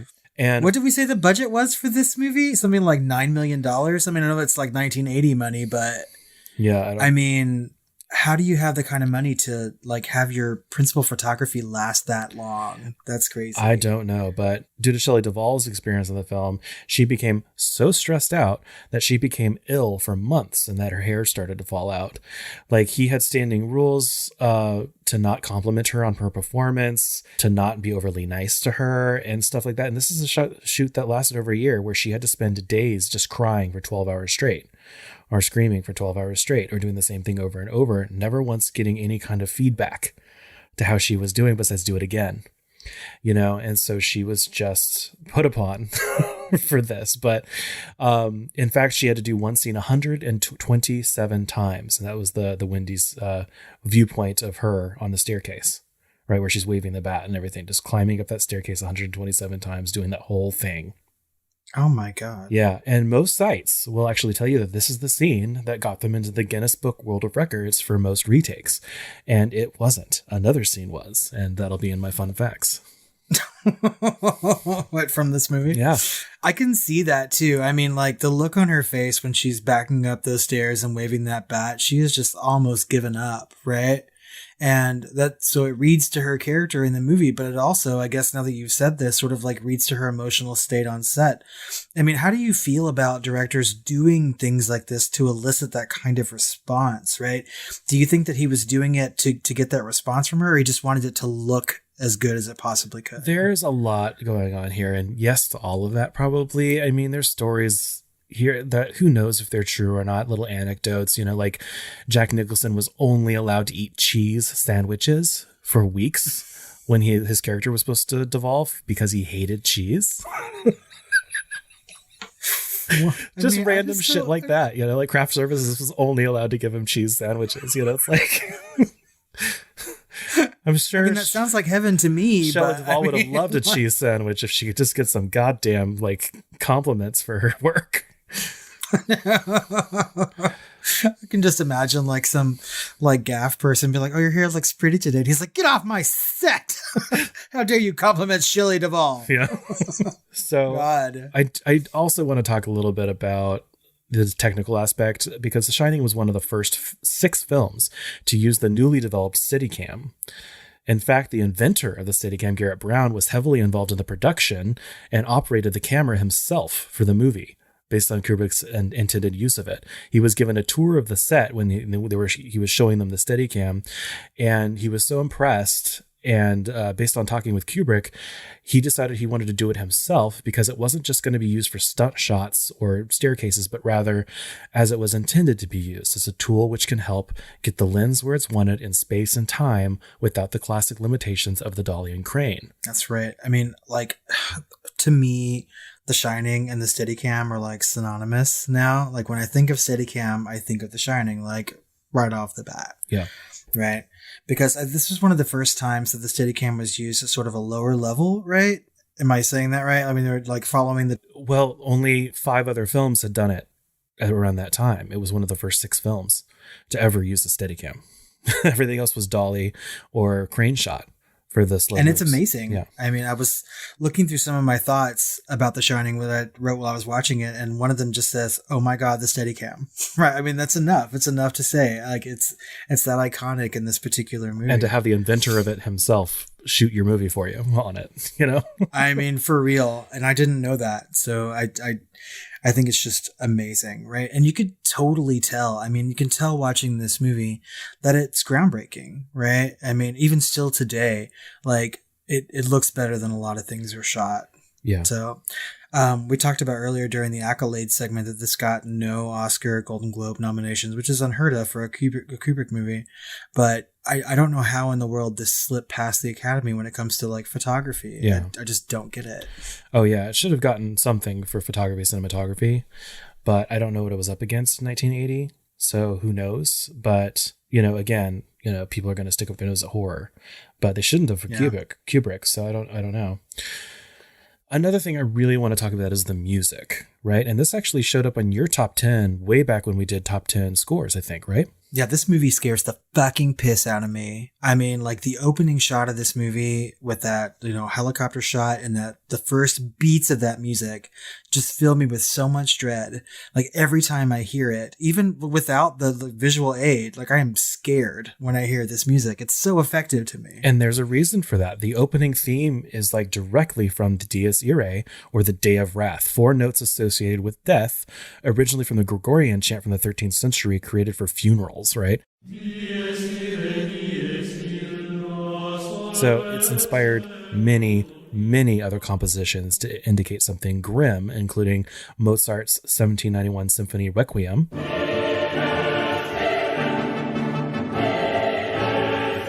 and Berlioz's 1830s Symphonie Fantastique.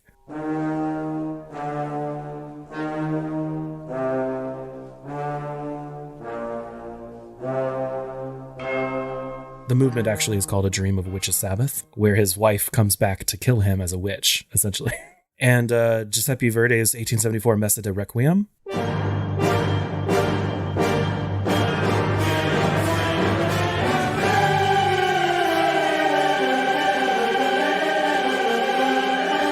And then finally it started getting used in silent films like Metropolis, right? And then like It's a Wonderful Life uses it when he's about to kill himself.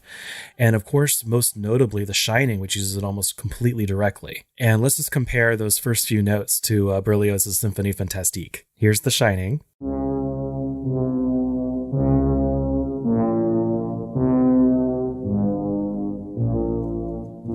And here's Symphonie Fantastique.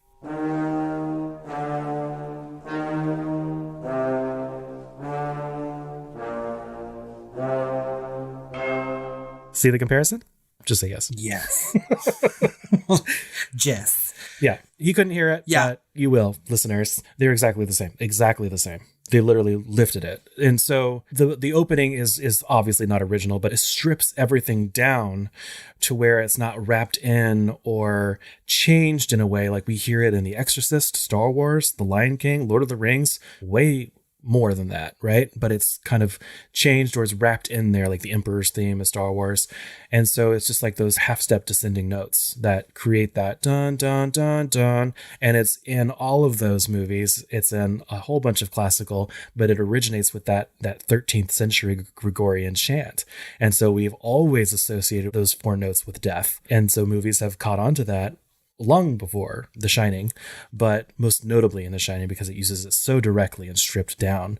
But I just thought that was really interesting because it was a perfect opportunity to talk about the origin of that theme, even though I have to say the rest of the film's scoring by a lot of the hand-picked tracks that were pre-existing, just like Kubrick did in 2001: A Space Odyssey, but all of the custom scored tracks by Wendy Carlos and Rachel Elkind was really, really effective. And it kind of reminds me of the scores that came afterwards, like Alien and Aliens, which is supposed to be The Shining in space, right? Is how they marketed at least one of those. There's a lot of motifs, I think, like just cues that remind me of those. And of course, this came before, at least Aliens. There was a point in the movie, I think, right around the time where Danny is like noticing room 237 for the first time, right? And the music makes such a sound that it reminded me so much of Poltergeist. I don't know why. I mean, like, there were some like synthy sounds, and it sounded to me a lot like Poltergeist did, or at least, and I was like, well, apparently like this is what ghost movies sound like, right? Mm-hmm. I think the music in this movie is very, very effective, like I've already said. And I mean, all the things you talked about and showing those like cues, right, are incredibly fascinating. And I wonder how much he had input in this and what he wanted to do. Obviously, he makes movies where he takes other tracks and things like that. But I think the music is so like subtly haunting or bombastically scary in this movie. It's a fine line. Yeah, I think, right? I think that is definitely something that he was well intended. He was meticulous, right? And so he probably worked his composers like he did his actors and actresses and crew, as well as handpicking those other tracks like he did for 2001: A Space Odyssey. There's nothing in 2001: A Space Odyssey that is original, right? It's all like pre-recorded stuff from old operas or plays or things like that, or classical pieces, And so this is no different, except it does have its own track. In fact, like a good half of it was not used and was later released in the Missing Tracks of History or something like that. There's a collection. And so if you want to go back and listen to the intended tracks for The Shining and cues of scenes that were actually cut, then you can go and see that. Good. I think I would like to, actually. And I stand by my choice of keeping this in my top 10 scores, even though I know that it wasn't quite, written for the movie, but it is effective and very, very scary. Also, the use of, an older song as something that's, light and breezy, but actually terrifies you. It's one of I don't know if it's the earliest example, but it is the most notable for me. And that is the use of the song Midnight, the Stars, and You by Ray Noble and his orchestra. Yeah, I find it scary in the context of this movie, right? But it doesn't like give me tiptoe through the tulips kind of like scare, That was just abusive. Yeah. But I mean, I think it's effective in this. I think like the use of that song really like gives you a sense of what time period you're supposed to be thinking things are happening in, right? And I think at the end of the movie, it's a really good like capper to everything that happened, because the movie ends like kind of abruptly, right? And then we're given that really long like tracking scene into the photograph, and you're listening to this song play that we've already heard before, but it's haunting and good. Well, I love that the end credits use it, right?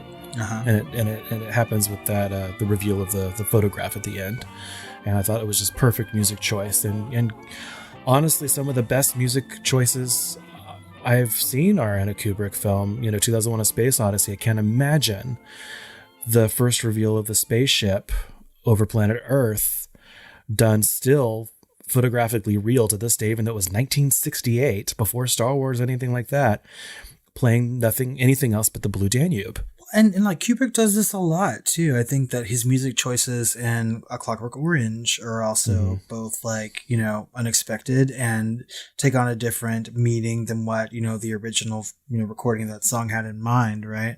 Singing in the Rain and things like that. I mean, it's just, he really knows how to take music that you have heard before and ruining it. Yeah.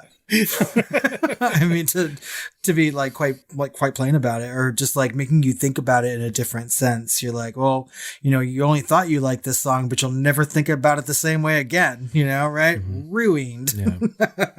I also wanted to mention, just as a quick note, that the poster was done by Saul Bass, right? He also did films like Anatomy of Murder and Vertigo, a lot of Hitchcock films and things like that, which also, of course, inspired our own Film Flamers style and logo. Yay, and we're quite proud of it. Yeah. He's a famous I do like the poster for this movie. I do.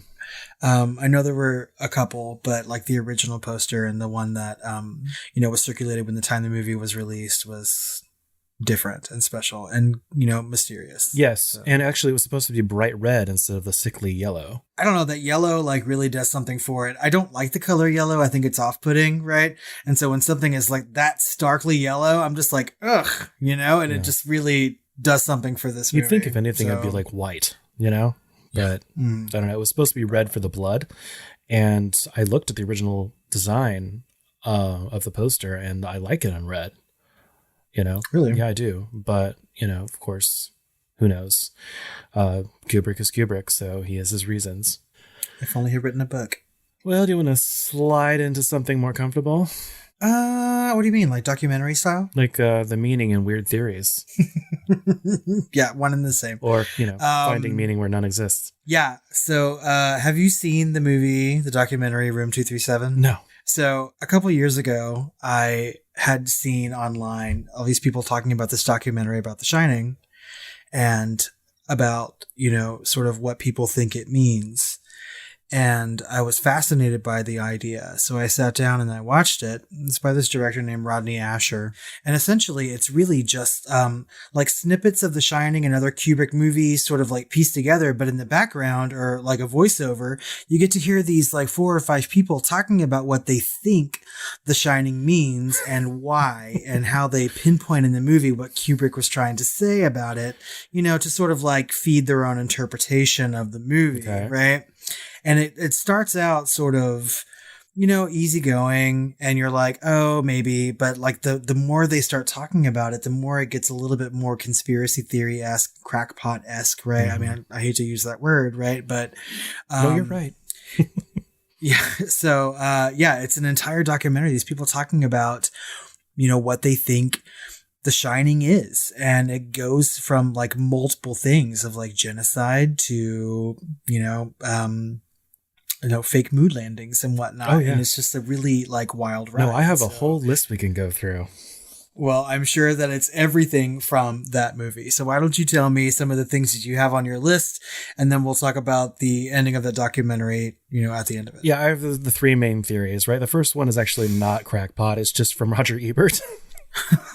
Well, I mean, like maybe. And that's his unreliable narrator theory, right? And he's saying that he's arguing that Kubrick is telling a story with ghosts, like the 2 girls, the former caretaker and the bartender, but it isn't a ghost story because the ghosts may not actually be present in any sense at all, except as visions experienced by Jack or Danny. Oh, that's not true though. I know. Because when Wendy is running around the hotel, she sees ghosts. I know. He's written about this so many times, and he put a whole write-up about it in his like best movies of 100 years or whatever. And he's just like, I'm just like, Roger, watch the movie. Yeah. Like there are ghosts in this hotel. I think we can all say that there are ghosts there. For real. So the second major conspiracy theory, or actually I would say the first, is about the Native Americans, right? And so it's this big analogy about Native Americans. So reporter Bill Blakemore's general argument is that that the film is a metaphor for the genocide of Native Americans. And he notes that when Jack kills Halloran, the dead body is seen lying on a rug with an Indian motif, right? So the blood in the elevator shafts is supposed to be, like for Blakemore, the blood of the Indians in the burial ground on which the hotel was built. And the date of the final photograph, July 4th, is meant to be ironic. No, the whole thing about the hotel is Native American. They even talk about it in the film as far as like the styling, and the stained glass and things like that and all the patterns there, but as far as any kind of analogy to that, there's also a theory about the Holocaust about this. And it's just, I think it's just trying to find meaning in nothing. So Bill Blakemore is one of the interviewees for Rodney Asher's movie Room 237. And he even goes so far as to say that Kubrick used canisters of Calumet baking powder, right, which have an Indian on it, right? And that if the canister is facing head on to the camera, you sort of understand, or you can view that as truth. But if the Calumet baking powder canisters are like tilted in such a way that you can't see them straight on, that you can't take what's on screen as the truth at that point. I mean, he really goes deep into this theory about like the genocide of Native Americans. He talks so much about like peace pipes and things when he's talking about this movie too. And like the more he talks about it, like the more I want to believe him, because he obviously believes it for himself. Okay. But I just no, that's not. That's how cult members happen. Don't do it. Go watch Dances with Wolves. Or The Last Mohican. What else you got? So, of course, finally is the moon landing conspiracy, right? So there's a conspiracy separate from the film, actually, that Kubrick was hired by the U.S. government and or NASA to fake the moon landing while he was filming 2001: A Space Odyssey, and that he left clues to that effect in The Shining. So Fringe Analysis explains that the room change from 217 in the novel to room 237 in the film is symbolic of the approximate 237,000 miles between the Earth and the moon, when it's actually 238,900. Yeah, and also in at least one scene featuring room 237, Danny is wearing that chunky knit, that handmade sweater that says Apollo 11 on it. Which I would wear, by the way, because I do love a chunky knit.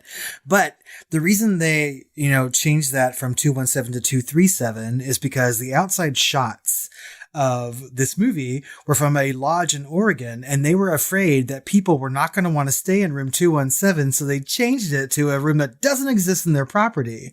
But, I mean, to this day, as far as I think, 217 at that lodge is the most requested room. Oh, it is. To their surprise, it is. Now, another thing is, of course, in 2001: A Space Odyssey, of course, they did a lot of great science to get the look of it right. Like daytime on the moon, they didn't really show stars in the background as much.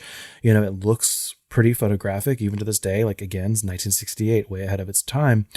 But they got the gravity all wrong. And so they're all just kind of standing around like normal gravity, just moving around normally in his film. And that's the opposite of what it is, of course, in real life and in the actual moon landing videos. So, this has been debunked 100 different ways. And, if you believe these sort of things, then you're probably like a half step to QAnon or something. So stop. Or you'll be banned from Twitter. All right, I have to say, I really enjoy this documentary, Room 237. I really wholeheartedly recommend it.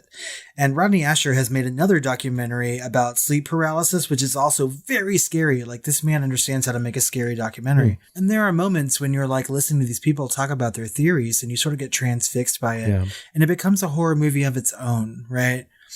Ultimately, I think that this documentary is not about The Shining. It's really about the dangers of overinterpretation, right?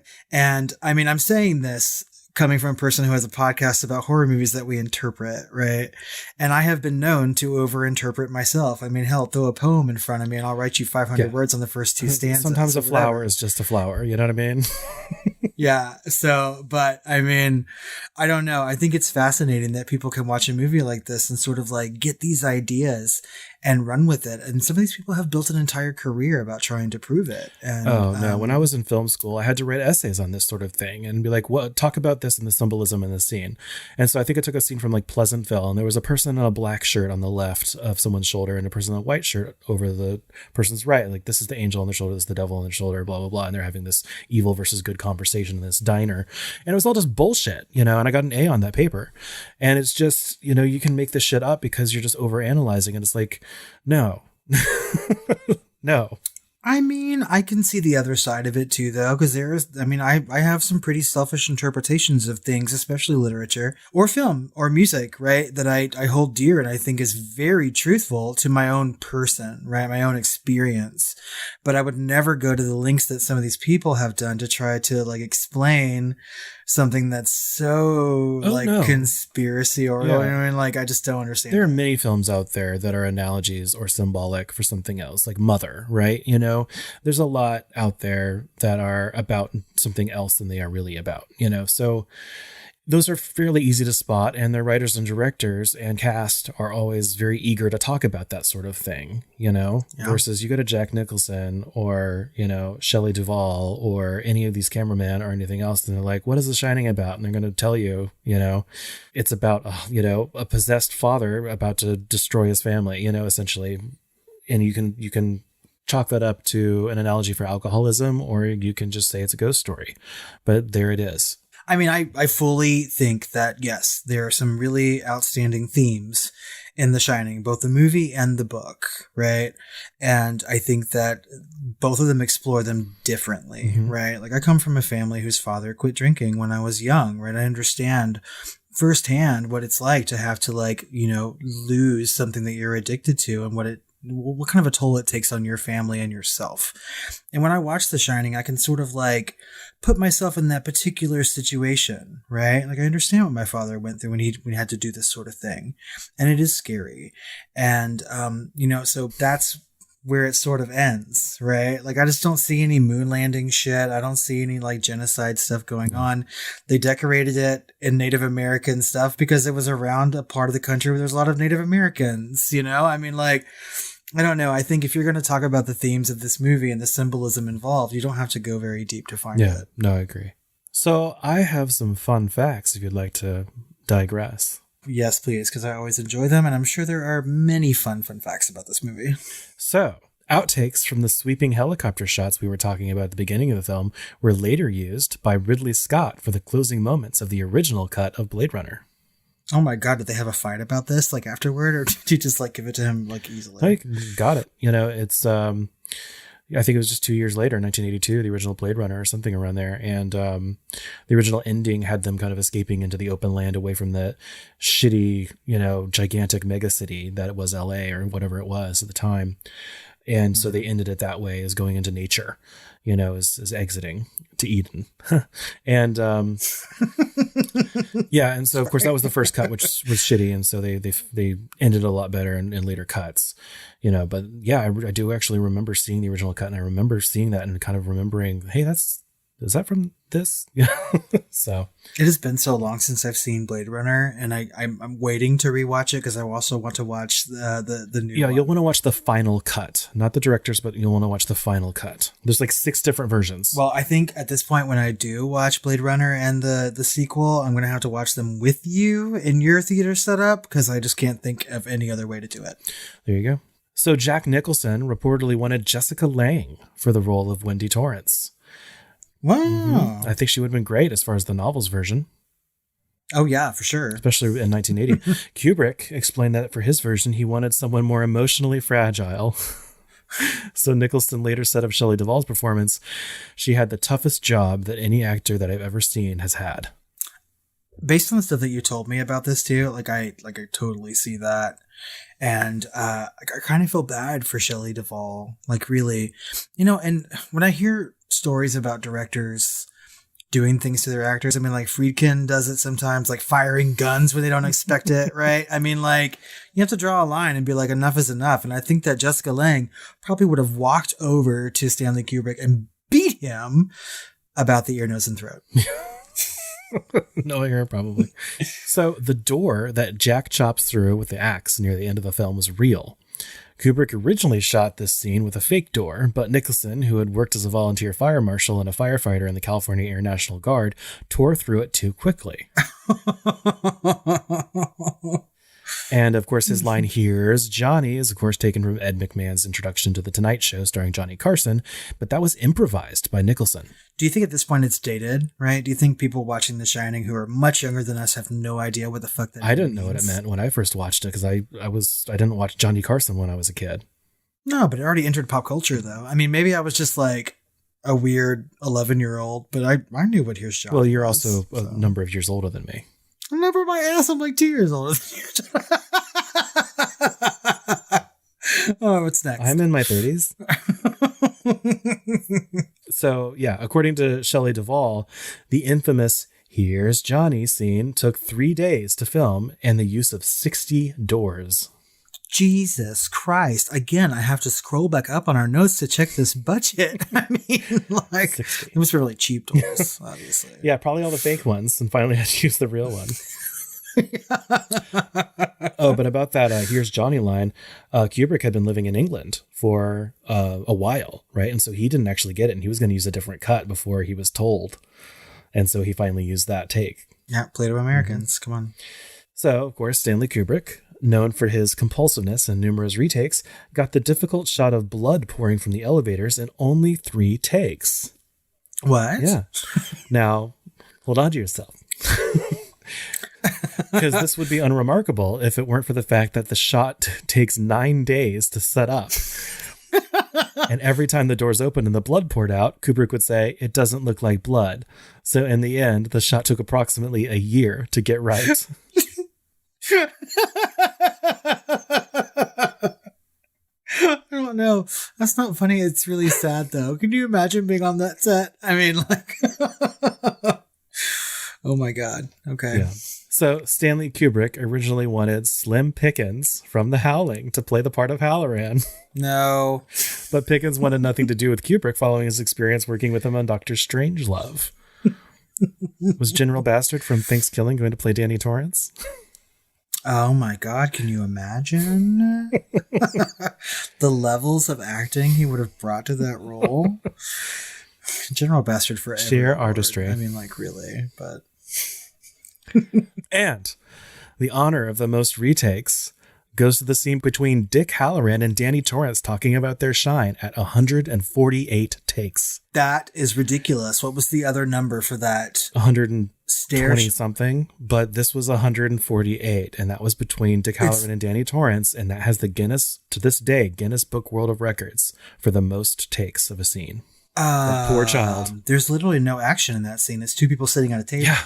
But it does involve a child. So Scatman Crothers had to do that 148 times. Jesus. That long-ass monologue. Christ.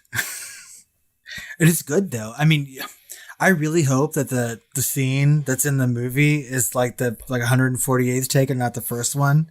You know what I mean? Because that would be like bullshit. I would have been like, fuck you, Stanley. I'm going home.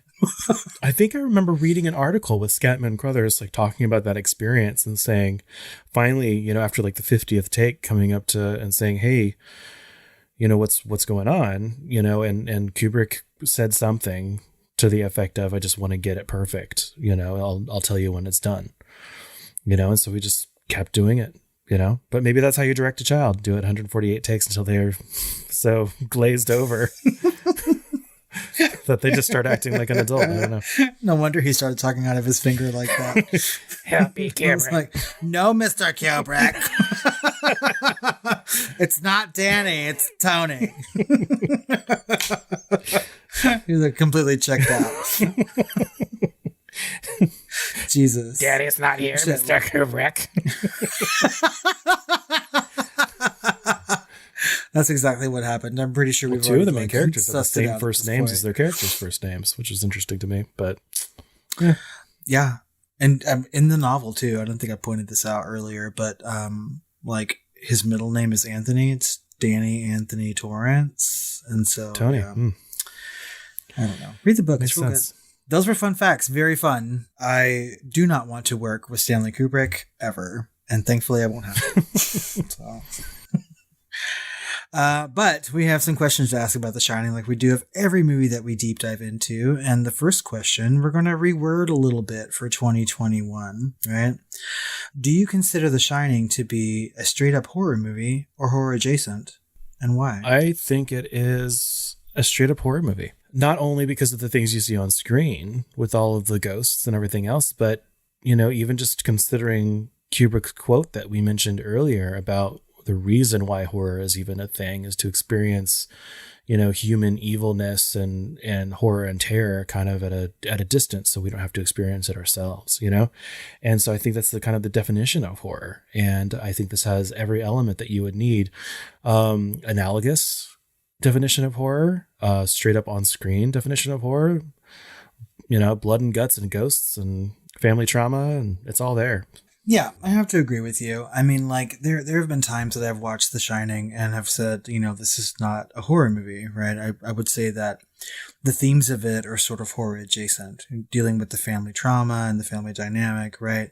But, like, ultimately, it's a movie about ghosts. Mm-hmm. And we get to see the ghosts, and to visually terrifying effect.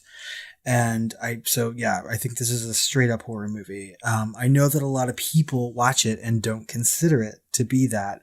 And I think that these are the people who can't really appreciate a slow burn when it comes to horror, right? Yeah. And probably the same people that would say that they have to be scared for it to be considered a horror movie. And I disagree with that wholeheartedly. Okay. So it's interesting that you mentioned this question, because it brings to mind one of the other anecdotes that I didn't put in the fun facts, but is kind of interesting, is that they told Danny, the child actor who's playing Danny Torrance, that he was shooting a drama. And so for the longest time, he thought that was the case. And I think they even gave him a special cut of the film that just made it more of a drama. And so he didn't actually see the full cut until he was 17 years old. And then he realized it was a horror movie.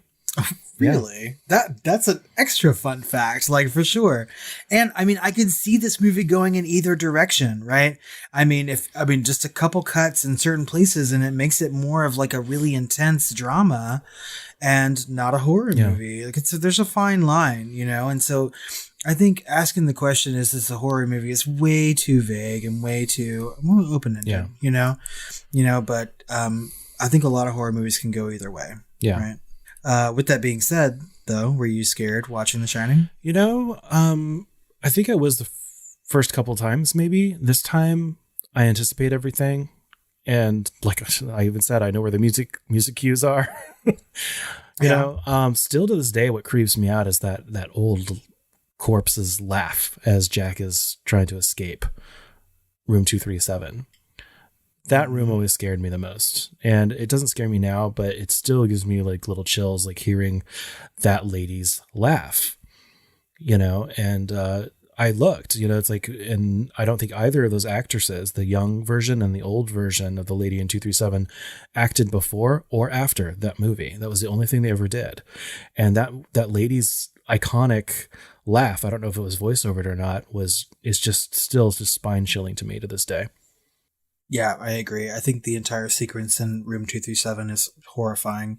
And I think some of the scariest moments are not from like the corpse woman. I think like watching that woman slowly pull that curtain back in the bathroom, right? And get out of the bathtub and walk toward him and get shot in such a way that it's like terrifies me. But I am scared all through The Shining. Mm-hmm. And I mean, no matter how many times I watch it, I am scared, and in the same spots, right? And I think that like really shows some masterful direction when it comes to making a horror movie and making it effective. Everything from the music cues that scare me to like the visuals that scare me. My parents have a funny story. So like whenever I was watching horror movies as a kid, they often talked about The Shining, right? Because there was some like pre-cable service that they subscribed to when I was younger, and they only showed movies like after 7:00 at night, and they would show it on repeat that particular evening. Yeah. So my parents started watching The Shining, and they turned it off because they got too scared. And then they were talking about it and they had to go back, but they had to wait for the movie to start over again. And so through the course of this evening, they finally made it all the way through The Shining, but they kept turning it off because they were getting scared by it. Right. And I think this movie is like just good at that. I think that in the right moments, this movie will scare you and, has enough like story to get you through the entire thing. But to me, it's a frightening, frightening movie. So out of 5 stars, what would you rate The Shining? I give it 4 stars. Like Stephen King, I think that it's missing some sort of warmth or soul that it's kind of starving for. And I think that's the point of the movie, is that, that's missing. But like Stephen King said, you have to see it first before you miss it, before it's a tragedy. And I think that makes the film slightly less effective at a human level, at a technical level and a performance level, and even really as a film level. I think it is great, and so I can't give it a perfect 5 stars, but I definitely give it a place of a high rating of 4 for me. Well, you have taken the words directly out of my mouth. I would also give it 4 stars. And for those very reasons, I think that, watching a movie, any movie, horror or non, I think this is sort of a masterclass in direction and filmmaking. And it's not very often that I'll watch a movie and be able to be like, that is an important shot in cinema history, right? Or I can see what technology they're using to make this important, right? But I see it in The Shining. Yeah. And also, I think as a horror movie, it's very effective. Like, it scares me, but there's something missing for me to give it a perfect rating, right? Yeah. And I think a lot of it comes down to characterizations and motivations and that. And also I'm a big fan of Stephen King, and I like the novel, and it really comes down to like every other viewing as to whether or not I love or hate The Shining. It just so happens over my last couple of viewings, I love it. So 4 stars. It kind of reminds me of The Lodge, kind of like the same thing The Lodge was missing, a human element, a warmth to it. And of course, The Lodge gets it way, way, way more wrong than The Shining. Yeah. The Shining has some warmth, certainly compared to The Lodge. But it just reminds me of that, where they strike a tone and they go too far in that direction, and they make it just, a wet Grinch salad. You're right. And I didn't even think about this comparison really, but you're right. I mean, like, The Lodge has some similar moments that make it, not a good movie, but The Shining redeems itself in places The Lodge does not. That's amazing. I'm glad that you brought that up. So finally, who's the hottest guy in The Shining?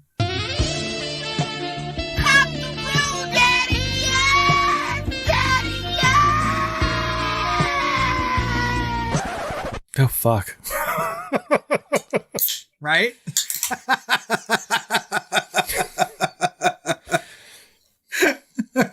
Oh, God. Dick Halloran. Yeah, I mean, like, if I were choosing someone, not maybe on like an attractive level, but someone I'd want to spend time with, right? I would choose Dick Halloran. Yeah, he's that has that quality that I tend to like again and again and again. The person that's a little bit more genre savvy, the person that's wise, the person that's smart, the person that's empathetic and cares. He's obviously supposed to be, the good person, the hero, really, the soul of the movie almost. Mm-hmm. And, or at least our moral compass or something. And that's important. And I really dug his character, and I hate it every time he gets killed in this movie. Even it's not him, it's the guy that sat up on the bed. Not the guy. For the half second he was in the film, I think he was kind of cute. Yeah, I really think that like Dick Halloran really is the warmth of this movie, right? And I kind of feel like he understands how to treat a lover, right? Because he flew from Florida all the way to Colorado in the middle of a snowstorm to save somebody. I'm like, you know what? He probably knows how to treat a lady. Or me. Well, I think that just about wraps up our conversation on The Shining. I'm feeling especially cold. I mean, because it is winter, mm-hmm. right? But as we've alluded to throughout this conversation, our conversation is not done. Yes, it will continue next week with Dr. Sleep. That's right. The sequel to The Shining, which Chris and I talked about in the hot take many moons ago, and we're super willing to talk about it. If The Shining left you freezing in the dark, Dr. Sleep will warm you up. That's right. So, as always, we want to know what you think about The Shining and our discussion about it. You can find us on social media at The Film Flamers on Twitter, Facebook, or Instagram. You can email us at tiredqueens@filmflamers.com, or better yet, call our hotline, please, at 972-666-7733. That's right. Every month we have a Shooting the Flames episode. We like to read reviews. So if you're listening on Apple Podcasts or iTunes or anywhere really, leave us a review and why you like us. We'll read it on there. And go visit patreon.com/thefilmflamers to find all of our bonus content, and we'll shout your name out on our next Shooting the Flames episode. This month we'll be covering Children of the Corn. That's right. Kids on the Cob. Kids on the Cob. So head on over to Patreon if you want to hear what we say about those rascally kids in those cornfields. And get episodes sometimes weeks early. That's right. For as little as $2 a month. Well, Chris, I think I need to go see if there's an imaginary ghost bar in my house and see if someone can pour me a drink. Yeah, I'm right there with you, buddy. It's medicine. I want some avocado and bourbon. All right, everybody. Until next time. Sweet dreams. Dresses and hammer-stabbers. Oh my god, that's so funny. Jeez, I was going to be like, here's dreams, but no, that was much better. Fuck.